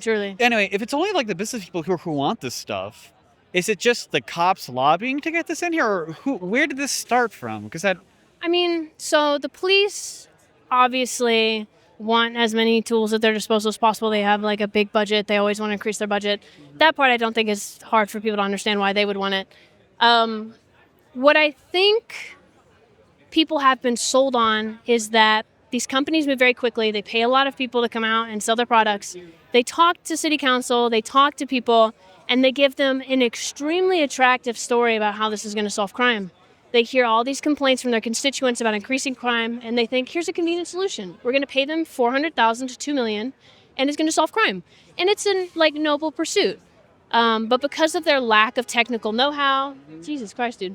Because of their lack of technical know-how, because of the lack of ability and access for people to come and speak, they're sort of sold on this idea. Yeah, that's the big issue coming in with it's one of those younger versus older issues, especially with the people in charge, where it's like people like around our age and younger understand all these issues with these technologies rolling in, but the older generations who are actually can make all these decisions, they have no clue. They're so easily swindled with this bullshit. Oh yeah, AI Facebook for all people is indicative of that.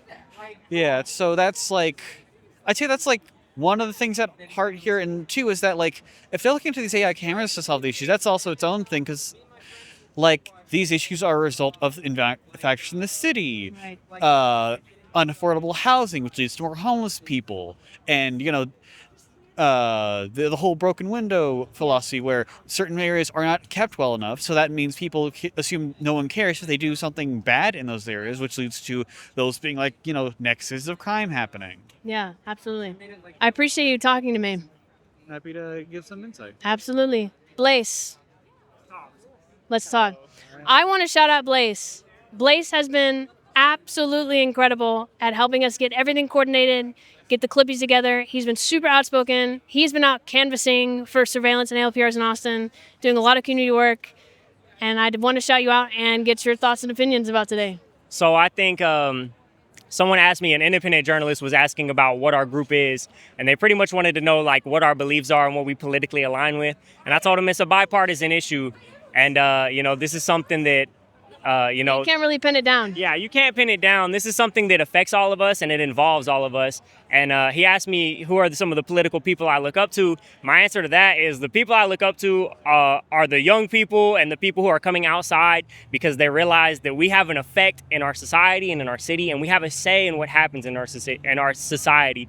So shout out to everybody who wants to get involved. Shout out to everybody who is getting involved. And if you want to join the Clippies, you know where we're at. This is a movement. This is greater than all of us. And just remember that whatever's going on in our society, it affects all of us, and we have a right and a say in what happens in it. So awesome. Can you talk about, I think a lot of people hear canvassing or community outreach, and they're like, what am I going to do? Go door to door and hand out papers to people they're going to throw away? I think they might picture Mormon missionaries or something similar. Can you talk about canvassing and maybe other ways people can get involved that are not just coming out in front of City Hall and protesting? So canvassing is a great way to open up the line of dialogue to people who might not understand this. And the people who open the doors to us, we have the most rich and beautiful conversations with them. And sometimes we have a disagreement and we're able to work through that, understand why they believe in what they believe in. But when people give us the time, we've seen time and time again that we are able to educate people on what this is and make them understand. Most people don't even know they're here in Austin, right? Yeah, most people have no idea what's going on, and a lot of people just aren't aware, not just in a political sense, but in a local sense. People aren't aware, and they have no idea that this is going on. So when we come up to doors and say, hey, you can sign this petition, or you can call your representative, and they have to listen to you, or, they run the threat of not getting reelected, and they're worried about that. So they listen to people when they call them and reach out to them directly. And it has a huge effect. And then also, independent journalism, things like posting this on Reddit is going to get a lot of exposure. That was what I was really impressed with Blaze by. He took the initiative and made this big Reddit post that got Liveview to even reach out and talk to him. It was an avenue that I hadn't even thought about. But I think a lot of people may take for granted that Reddit or these other places are just going to report on it and don't take. It's like the bystander effect, right? There's so many people here. Surely someone posted about it, but that's not always the case. So A, how important is it to do that kind of outreach? And B, how can people get involved with canvassing or doing sort of these other things that you've been doing outside of just protesting? So outside of the protests, we've been canvassing every Saturday with the No ALPRs Coalition. And, there's a million ways to get involved. If you want to help the cause of, fighting back against AI surveillance and a mass surveillance state, there are a million ways to get involved. On the internet or in real life, those are the two options you have. And so, I recommend everybody come outside, make some friends, and have some fun doing it. And it's something very empowering when you go outside and actually hit the ground and realize that it's all groundwork that we're doing. And for those who it might not be as accessible to, it's hot out here. There's a million other ways to contribute, like sharing the stories online, raising awareness online, making sure that whatever Messaging your councilman, and getting in touch with online communities who also believe in this thing, because we've seen the way Louis Rossman uses his platform to make legislation change is extremely powerful. I think it's genius. And there's a million ways to do that. That could be any one of us. Any one of us has the ability to create a platform like that gets that exposure and gets that visibility. And it's just about who's brave enough to do it, who's gonna put in the work to do it, and who believes that it needs to be done. everyone needs to give Blaze so much love. Actually, so much love. He's been fucking amazing. It's good talking to you. Thank you. I'll see you later. I'm out. I gotta go to work. Yeah, have fun. No. All right, I might take a break. Someone brought. Did you film the big thing of snacks and water that everyone got? No, people brought a ton of. I remember last time we didn't have water and we got people to bring out water, but people brought a huge suitcase of snacks, big things of snacks, water, like drinks, juice. Look at that. Who brought this out? Yeah, I was gonna. Where is he? There he is. There he is. I want to thank him. Shout the fuck out to Sam for bringing a giant suitcase of snacks and a giant thing of water. No, I wasn't gonna speak today, but I figured I'd be the snack guy. Bring the snacks, bring the water. I was telling her earlier, I parked an extra parking lot over. I wasn't thinking I had to lug it all the way over here. It was hot as hell. But yeah, I'll be the snack guy. It's cool. Do you do other organizing? I don't actually. This is the first time I really came out. I saw Lewis was in Austin and this was happening, so I figured I'd take off work, come down. It takes effort to be tapped in. So now that I'm tapped in, I'm here. Hell yeah.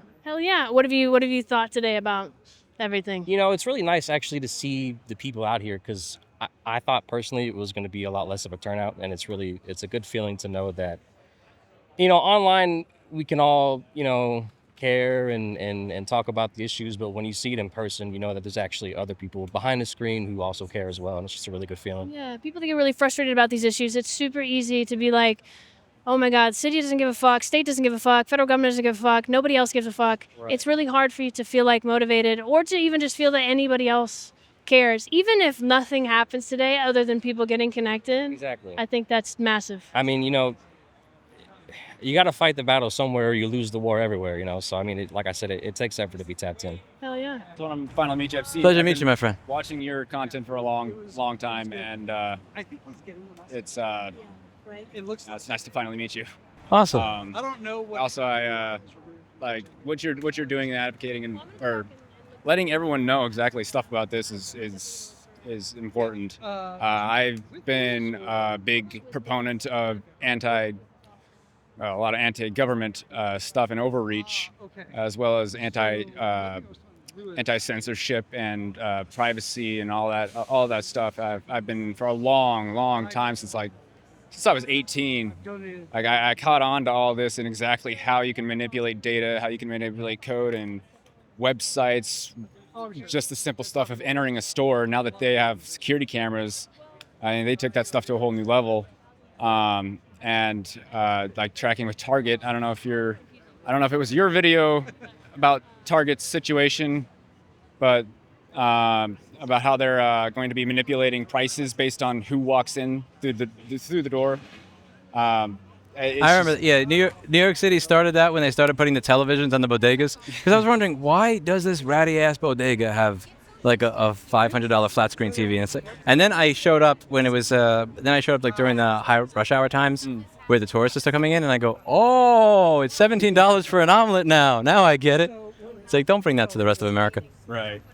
Yeah. So it's. Yeah, I just wanted to say thank you. Thank you for what coming by. do. I mean, even everybody who showed up, even if they didn't speak, it's one more person when they walk out that they can see is here that doesn't want this stuff in their city. But Yeah. thank you for being. I know you probably had other Shut stuff it. to do today, and you chose to come here. I appreciate it. Yeah, we're working weight. Your name, who you're with, why you're here. I'm acting like I don't know you, but I know you. Yeah, my name's Hung Nguyen. I'm also with the No ALPR coalition. I happen to be a representative. I'm with one of the orgs that's part of the 30 orgs in Central Texas and Austin that are part of this coalition that have generally banded together to fight back against kind of the surveillance camera technology. A lot of the organizations come from it from the standpoint of what we're doing to look out for our working class and our lower class and citizens and residents in Austin, and especially I've been corrected on this before. We want to use the word residents because it's everybody in Austin, not just people who are citizens or what have you. We're looking out for what's best for everybody who lives in our city, and so we have a lot of concerns about the way the surveillance cameras, especially when attached to AI technologies, are being used, how they can track us, how they use them to try to predict. We right now, as a coalition, we've got our eyes on 3 different companies who are all trying to push some kind of surveillance technology contracts to our cities, and so. Do you want to name them? Well, okay. So right now, the issue we're here today specifically because we were looking at Liveview Technologies, who I believe this is the company that's pushing for surveillance technology specifically in our parks. And then we have sort of our larger kind of issue, our kind of ongoing one. The big one that we've been pushing back on for months now is Flock, which is of course the company that right now at this point is very familiar with a lot of people nationwide. At this point, we've had lots of press cover what the Flock security cameras have been, what they've been already been used for. We have all kinds of examples already that exist that these systems have already been used and abused by not just by certain government agencies who have access to information. They probably shouldn't be getting their hands on this in the first place, but even just the people who do actually have access to the information, some of them are just like single party actors who can be police officers or law enforcement who are just using this information for their own benefit and for their own purposes. It's not even not a city sanctioned thing, not a state sanctioned thing. A lot of people just have access to information and they will freely use it for their for their own purposes, personal purposes.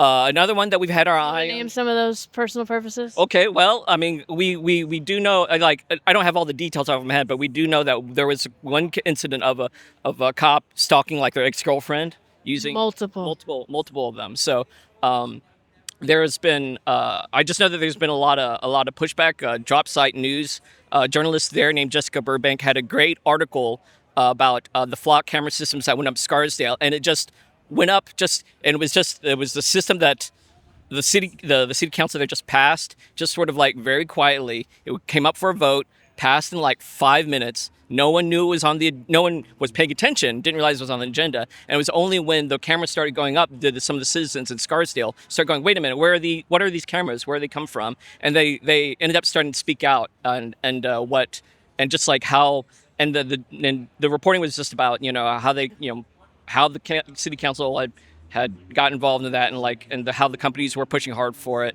And at the time of the article, when she reported on it, it was still they still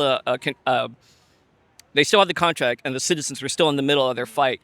But because of her reporting, she was actually able to bring the issue got so much attention that the city council then actually did end up canceling the contract. And so by the time she came out with her little mini documentary about it, she was able to report on that. So yeah, good documentary if y'all want to watch it. Jessica Burbank. Yeah, she's one of the greats right now. So obviously, we had these cameras going for a while in our city on a pilot program, and we've been able to push back and get them to kill the pilot program. But I was watching the Q&A with you and Lewis talking last night, and as noted, these cameras are still out here. They're disabled. In theory, however you feel about that, they're still out there. So there's, of course, the understanding, the belief is that we think that they're going to try to push it again. And so we're thinking that right now it's possible that they're going to bring it up. Probably we're thinking December, probably at a time when most people aren't paying attention. They're thinking about the holidays. They're getting, they just got through Thanksgiving. So We will be thinking about it, just to be clear. We'll be thinking about it, and I myself come from the tech sector, and I've actually been a fan of Lewis's for a long time. So what was funny is that when Lewis started talking about this, it easily came up on my radar because I was already getting the YouTube videos on my algorithm, and so when I saw that, I was like, okay, now these guys are kind of coming in, and so it's given a lot of new energy to our campaign that has been extremely helpful, and we have been as a campaign, one of the things we've been doing there, we've been trying to organize events. We've sort of gotten the ball rolling on a few things. Telling people about like DSA canvassing and a couple like educational events. We're out at like tabling at a lot of events talking about this. Yeah, we've been doing some tabling. So we've been getting we've been going out there. We've been outreaching the community. And the thing is that whenever we talk to people, when we talk to residents about these cameras, there's a lot of people who just genuinely don't know about it. And a lot of them are kind of, shocked to hear about them. We do have quite a few people who are kind of sort of defeatist about it. And then we're there to try to sort of tell us but we can push back, we can, do things. I actually have a great story, and I've shared this with. I have this great story where I ended up talking to one person who was actually a drone pilot. He was a drone pilot, and he was kind of just sort of like. He was just like, yeah, man, like I know about these cameras, man, and I know what they can do, and it just ended up being a conversation back and forth. It was almost like a therapy session for him because he just loved aeronautics. He just loved flying drones, but the camera thing was not something that he was on board with. And so just after talking with him back and forth, he just like, yeah, man, I'll sign your petition, man. And he gave me his contact info, and even a guy who's theoretically in this industry where these cameras exist or whatever, even he recognized what the problem was, and he said, yeah, we got to push back. So we got a lot of receptive. People are very receptive to this campaign. It's just about getting the word out, and so that's what we're kind of trying to do. Is maybe you can talk. You might have saw on the live stream. I was telling people how to get involved, but you've been involved sort of with the city of Austin politics for longer than I have, and are more connected than I am. Well, actually, that's the thing. What's funny is you say that. I actually have not. I've been very. I pay a lot of attention politically for a long time, and like I said, I've been a fan of Lewis's for a long time because I'm also a big rights to repair believer, and so. But I've only recently got involved with activism, probably like in the last 9-ish months or so. So I haven't even been here for that. Maybe between the two of us, we can come up with ways to tell people who are in Austin or like in other cities how they can get involved. I was telling people like. They could, if they were local, you could see what they could do. But I also kind of want Austin to be the blueprint for other cities. So I kind of want, if people are interested, to reach out to maybe No LPRs or maybe one of these coalitions, and we can create for them a packet or talk to them about how to get at city council where they are, how to organize where they are, and sort of make a coalition like we have here for No LPR. Yeah, I think that is a good idea. And obviously, you and I are in those calls, so that's obviously something we want to bring up. But we've got this fight going right now. And like I said, I've been sitting here and talking about Flock. I didn't even bring up Valkyrie. Yeah, Valkyrie was one of the other companies that was actually on the. There was an agenda item for a little while that Valkyrie, the company Valkyrie, was coming in and was going to offer in a surveillance technology that was supposed to be used to predict the potentialness for people to become homeless, and it's sort of like, and it's also a completely, as far as we could tell, a completely untested program. We would have been the first city to have really rolled it out, and it would have cost a bunch of money at a time when we are struggling with budget issues. Talk about the kind of data that they would take. To be honest, I wasn't super paying attention to exactly the details of it. Well, the thing is, because we don't have access to any of this contract language, we kind of don't know. We're going based off of the pilot like a program that was similar in California that this seems to be modeled after, and they were taking like health data and other sorts of sensitive information. But that's the thing, we don't know. We're being asked to vote on something we don't really have that much information about. at all. We don't know like data safety. We don't know where it's going. We don't know who's collecting it. We don't know what's collecting. Like we don't know what the city of Austin's doing with it, who they're going to allow to see it. We have no idea. Yeah, and that's kind of what all these issues have in common. And so between Valkyrie and the Liveview thing, these have things that popped up on the agenda items of the city council just recently. So while we've been out here trying to push against the flock issue, these items have popped up, and so we've had to turn around real quickly and turn our attention to these things. So just we've been distracted by this while we're still talking about our campaign for the against flock, which is ongoing. Yeah. So That's how these companies move, right? we're juggling a lot of things, and then I'm sure we could take some time to lay out that blueprint as well. So yeah. Yeah, that's how these companies move. They move super quickly. Even people that like us that have been like around these issues and concerned about these issues were also surprised by agenda items. We were like totally blindsided by some of these coming up. We've had one or two genuine like emergency meetings called because agenda items are coming up next week, and we just found out about it, and it's this whole company that we didn't know anything about. Yeah. So All that to say, like your city is probably doing something similar with AI. AI is like a huge selling point for a lot of shareholders and a lot of these companies. It's likely they've gone to city council and they have something either on the agenda or imminently coming up. And you can say something about it and disrupt the narrative that they're just allowed to come in and have these contracts with no public say. Yeah. So if you're a resident of Austin and if you want to get involved in this campaign to push back against not just these little agenda items, but our big item, which is the flock cameras contract, you can visit noalprs.org. That's our website. We'll be getting some community events going pretty soon, so pay attention to that. From our NoALPR website, we're also on Instagram. We're on Blue Sky. I think it's just NoALPRs is the handle on both of those as well. Like you mentioned, and like Blaze here has been talking about, we do weekly canvases for the time being where we're focusing on particular districts because we think that those are the council members that are going to be the easiest to move on this. So we have one this weekend already. We're focused on District 1. I believe it's at Copperfield Park. We do them on Saturday mornings starting at about 10 o'clock. DSA is the ones that coordinates those things, but so if you can keep an eye on our website, follow our socials, we'll be announcing these canvases and where they happen every week, and then keep an eye out for the community events. And if you can show up and help out and continue lending the energy, a lot of the Clippies here have already started showing up, and they've been ready to go, and it's given us a lot of hope.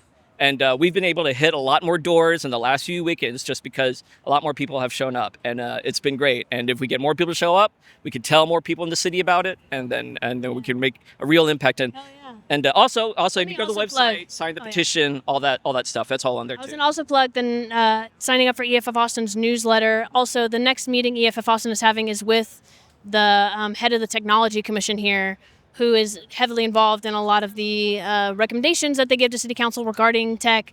And it would be like an excellent place for people to come and ask questions, learn how to either A, get involved in a commission, which are like unpaid elected positions that anybody can occupy that have a direct access to City Council, and also just to learn more about how City Council works from somebody that's way more connected than I am. Yeah. That was good. It was good. It was good talking to you. Thank you All right, thanks. so much. Yeah. This guy wearing 10 ties and playing the trumpet is my hero. That's part of the color of the city. Yeah, honestly, I love it. You're very totally good. Nobody here is a paid lobbyist. So everybody that's spoken is not like some, they're not like Oscar Wilde giving these incredible statements. It's just people, like regular people coming out to talk about why they don't want surveillance in their cities and maybe what they've noticed and how they got involved. But what do you do? I actually am in retail. You're in retail? Yeah. Well, yeah, you know all about cameras then, I guess. Unfortunately, yes, I do. Nice. So why did you come out today? I just wanted to be a support and a body here because I didn't want to be one of the people that was very defeatist when it came to that's not going to be enough people, or there's already an excuse that a lot of people use is you have your phone, you have these different things that look at you and have all your data. What's the point? And I made a joke to that guy right there about like torture, where like someone is getting their fingers cut off, and you're like, it's just another finger. You've already lost two, right? But eventually, your whole hand's gonna be gone. Right. That's sort of what I was talking with some other people earlier. Is that like in the past 20 years especially, like our privacy has been continually eroded again and again and again, and we really haven't had any say. You know, this technology is being used in the workplaces, on phones. It's not something we can really get rid of. It's in our cars. It's on our fucking washing machines and refrigerators now. Everything is tracking us. We haven't really had a say. I've been watching a lot of his videos, and I didn't know that there was washing machines and a printer with subscription, because I'm very old school. I have a lot of old school tech at where I live, and it just seems kind of crazy that I have to pay to live. Yeah, no, absolutely. Or that, like, there's ever increasingly more points in our day-to-day lives where data is being collected and sold. I mean, nobody wants a fucking TV or like their locations to be tracked on something like a fridge all the time. Yes, right? and But it should show people that there's a lot of money to be made in data, that all of these, even these like insane things like washing machines and fridges, are being implemented with things to collect your data because it is such a profitable industry. Yeah, unfortunately. And I didn't want I wanted to be a part of something that I think a major problem that we have, and why we have all of these issues that are popping up, is because of the popularization of not being involved in politics, of being anti-politics, or being too cool for that and things like that. I don't know if I'm getting the point across. Yeah. When you're not involved in stuff like this, they're free to do whatever they want and play their games like they did now. The reason why they moved the agenda or pushed it back was because they've probably never seen that in a long time, where like I will just say, people like, doing it. We don't know exactly why they pushed the agenda item. It's likely that someone on our side helped push the agenda item because it means it wouldn't get voted on and it's less likely to get voted on. I think what more is the problem is that the processes we have in place were not designed to actually let the average person come and speak, right? They're not designed for public input in mind. So the only mechanisms that a lot of city council members, even if they are sympathetic to our cause, that they have is like pushing things to the last minute. Mm-hmm. They don't have a way to like invite people out formally to come and speak at the city council meeting, or they don't have a way to like educate a lot of the people they want to come out to how to do a public comment or how to do these other things.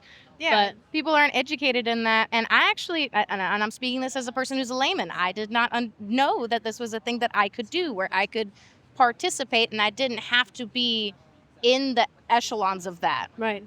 Yeah, most people don't, but that's why something like Liveview pays their lobbyists to navigate all these rules, and it's why it's just sad to see that they're able to utilize public comment spaces, which is supposed to be for public comments about issues that they think city council should hear. It shouldn't be a replacement for an item you were supposed to speak on. It shouldn't be a replacement space for you to go ahead and speak on that item. Yeah, they're speaking for people and not really giving them an actual voice, and pretending like this is what everybody wants when it's not what everybody wants. And like you said before, if people knew about this stuff that's popping up, people, I feel like, would say things more. Or if they were allowed to say things more, they would. Yeah, absolutely. 100%. Yeah, but I got started here because of the YouTube AI identification rollout, and that's when Rossman released that the Clippy movement thing. Right. And I thought it was so smart, because what it did was that, because of the cynicism people have over, oh, this is my opinion, but I know not a lot of people have it, what the Clippy movement did was that it showed everybody that you're not alone in your thought process. Mm-hmm. And it brought people together, which is something that's desperately needed now. Right. A lot of people are very, like you said, they have a very defeatist attitude because for so long all of these things have been pushed on us and we haven't had a say in any capacity. So it's easy to think that everybody's against you, nobody really cares enough, nobody is thinking about these things like I do, but a lot of people do. And like the Clippy movement, or like people coming out, it gives you a lot of power and a sense of self-assurance when other people are out here with you. Even if you don't get even if you don't actually change council's mind, right? Now you're connected with a lot of other people that know about these issues and are willing to talk and do something about it. And not only that, but the very fact that you pushed yourself to do something speaks a lot, and it does help society. If everybody stays silent on something, and then it starts happening, and then everybody's upset, well, you didn't do anything about it. You didn't even attempt. You didn't even try. Right. Yeah. So I just want to represent people that are trying. That is awesome. People that are trying is great. All right. I think we're going to try to interview Shane. Shane, do you want to come over here? Shane is the person that first introduced Lewis to the flock cameras the first time. We interviewed him when he came out here initially, but he brought this like insane fucking camera setup. Like it looks like he's about to go to the White House. He's got like a White House badge on it too. It looks legit. And he's got notes. So would it be better if you sat here? All right, I introduced you a little bit, but maybe you want to introduce yourself. I don't really have a whole lot to say other than stuff about the cameras. Yeah. And I brought some pretty disjointed notes that I prepared literally like the night before. I didn't have a lot of time. Awesome. Let's look at them. So it's going to take me a little bit here to go through. So basically, if you ignore what the media says, if you ignore the politics, if you ignore the bigger picture, if you ignore, is this a good thing, is this a bad thing, and you ask yourself personally, Close to the mic. We want to hear you. and you ask yourself personally, do I want AI cameras or not, right? It's not about appeasing anybody else. It's not about what does my employer think if I think a certain thing about this. It's not about what side of the aisle I'm on. How do I personally feel? Regardless of whether or not I say anything, how do I personally feel? That's the question you have to ask yourself. For me personally, in my life, do I feel that this is beneficial to me, and do I want this to exist, period? It's important to think about it that way because it brings us back out of the political stuff and I appreciate you saying that because I've been trying to tell people, like there's the big brother aspect, the dystopian aspect where we feel very uncomfortable with the potential data that's being collected, being sent to companies, but there's also like a more human aspect of it. Do I want to feel like I need to tailor my image and the way that I'm behaving in a way that, completely prevents any kind of ability for anybody who's surveilling me to use that information against me later? It prevents me from being embarrassed, awkward, uncomfortable, engaging with ideas I might have not engaged with before, meeting people that might not jive with me professionally. It eliminates our ability to exist differently in different spaces. If we have mass surveillance, you can't have a professional persona anymore. It's like LVT said, people behaving differently when they're under surveillance. But one of the things that I want to address, and I'm probably going to butcher this great man's name, but there was a Czech man, and his name was Václav Havel. And he wrote a book called The Power of the Powerless, or what eventually became a book. Obviously, he had been doing some political activism at one point in time. Regardless of how you feel about that, he wanted to prove that the masses, the regular, everyday, ordinary people, have some power. And when you demonstrate that you are not afraid of speaking out about how you truly feel, when you're not afraid of, am I going to lose my job? Right. What are people going to think about me? Right. Is somebody going to come after me? Yeah. When you're not afraid anymore, other people are not afraid. It's very, very easy to be brave. You don't have to be clever to be brave. Absolutely. That's sort of, that's right on the money, right? We don't really live in a free society if other people aren't also free. True. People keep up appearances. You want to be able to be accepted as part of society. If you get too far out on any kind of thing, there are potentially consequences. People don't want to say anything about the cameras for many different reasons. Even if you don't say how you feel, I'm sure you will come to the conclusion that this is wrong. That's what I truly believe. And if you feel in your heart that this is wrong, I implore you, in whatever position you are, to do the right thing. If you work for LVT Technologies, if you work for some sort of camera manufacturer, if you are in City Hall, if you are a regular, ordinary person that has the ability to do anything, you have to do the right thing. That's what this is all about. And that's sort of what other social movements have always been predicated on, right? Is like everybody in the individual capacity that they're able to, taking whatever little small sliver of freedom that they have in that position Of course. to go against it, so that it doesn't take one person dedicating their entire lives to it. It just takes a lot of people caring a little bit to sway the needle heavily. I was reading some of the comments on the original video that Mr. Louis Rossmann put up, and there was some questionably, possibly, a little bit violent things, and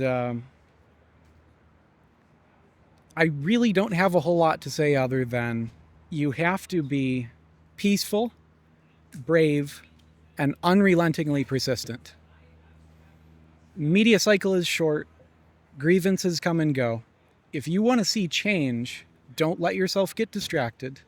Don't forget and move on to something else. It's through the openness and the small bravery of the masses that big things change. That other people are not afraid. That people are willing to do the small thing in whatever position they're in to change this. Offline, even in the conversations that you have, you can show the world that this is wrong, little by little. And you can build a world where those who make decisions or run companies will choose wisely.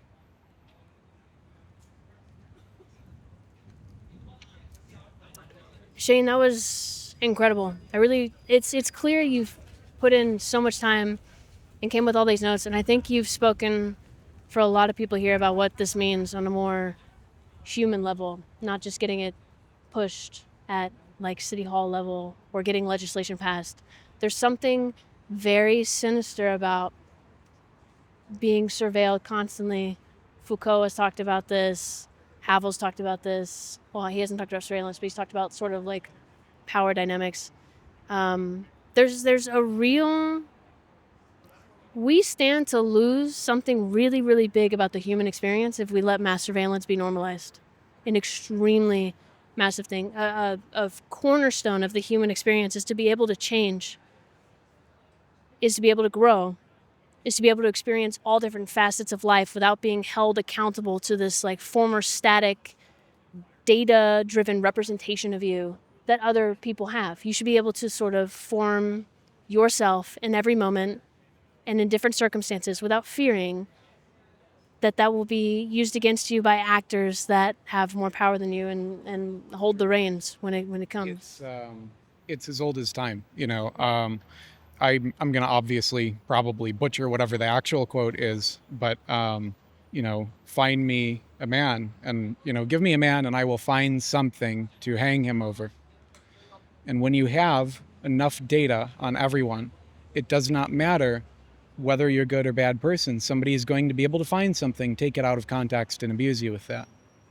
Of course, right? Like, especially the narrative now is all about public safety and catching criminals, and everybody has in mind these terrible things that are happening, rapes, murders, kidnappings, but they don't understand how criminality has been reframed throughout history and utilized against all kinds of groups of people, gay people, women, activists, immigrants. Criminality is primarily a tool by the powerful to capture and control the people that they don't want speaking against them, right? And sometimes that's to the society's benefit, and sometimes it's a political tool. And that's only heightened with mass surveillance. I mean, we can look at places like China, for example, right? Who have had an immense amount of surveillance in every capacity of their lives, social, political, professional. And that's really not something that I want to see happen here. And I think it's like fundamentally un-American to do that. It's funny, like, Very much so. We have the right to free speech. When we talk about America, that's one of the very first things we bring up, right? Is like our ability to speak out. And that's how we differentiate ourselves. And I think it's a really noble pursuit. But we're betraying it right now. We're betraying it by pushing for mass surveillance, by falling for this lie, that we're going to be guaranteed public safety if we give up this liberty of our Fourth Amendment rights to not be searched and surveilled, and also our First Amendment right to speak freely without, someone utilizing that against you. Right. I don't know really how I many. would love to hear everything you have in your notes. Let's see.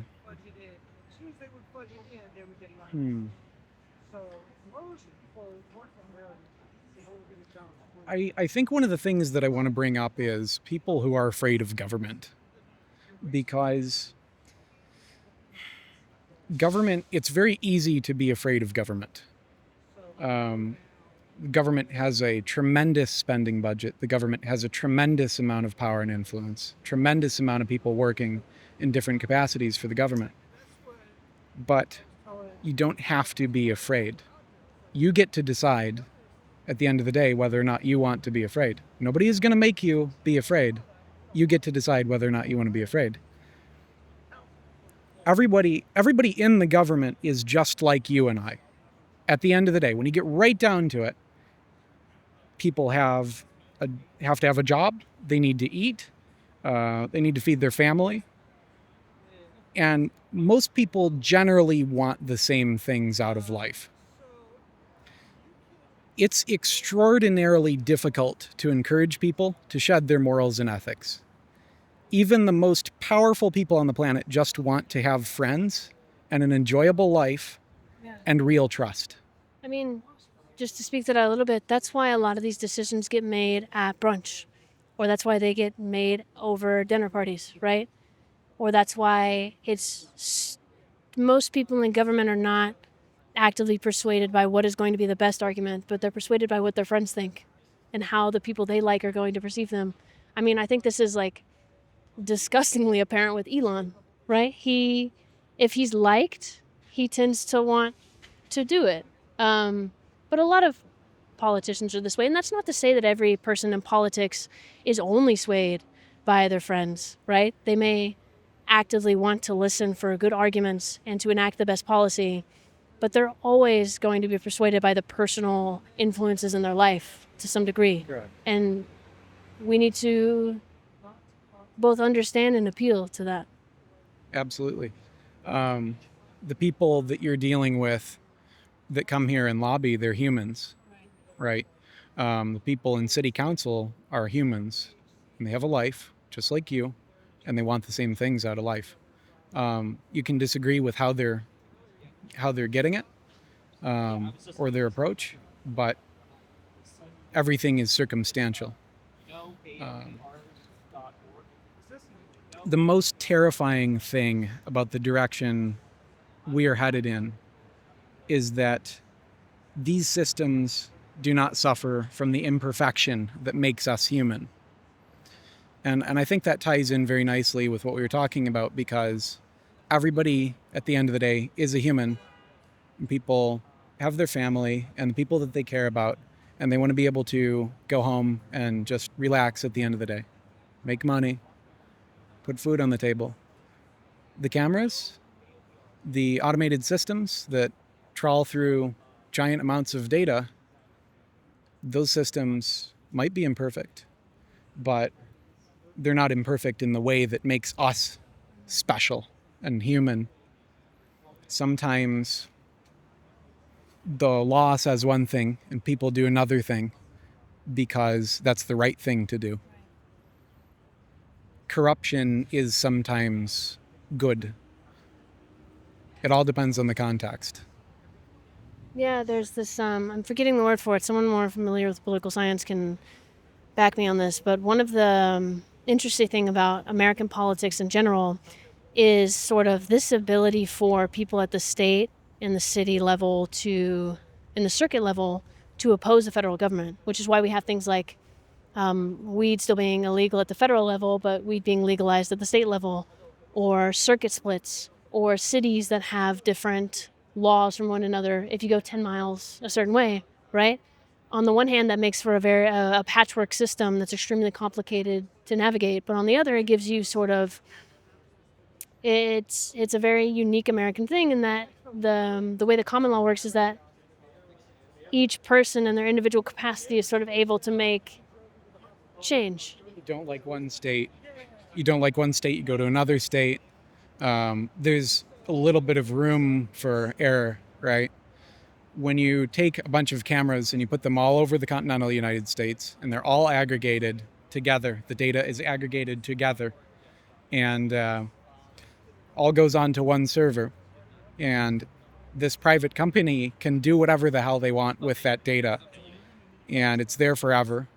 And you have one group that controls the whole continental United States, all the cameras across the entire continental United States. That's an important part because you can't just move to a different state to solve that problem. This affects everybody across every state in the United States. Maybe you can clarify what you mean by corruption. Corruption is doing what you're not supposed to do. So it could mean a lot of things, right? You can define corruption however you want to define corruption. In any oppressive regime, if somebody was required to carry out orders that were unethical, right, deeply unethical, if they resist that and they say, no, I'm not going to do this, or no, I don't want to build this, no, I don't want to work on that program, that might be considered corruption because their duty is to work on that. And somebody comes and they tell them to do something that they deeply morally disagree with on a personal level. And sometimes you have to be, quote unquote, corrupt to make the world a better place.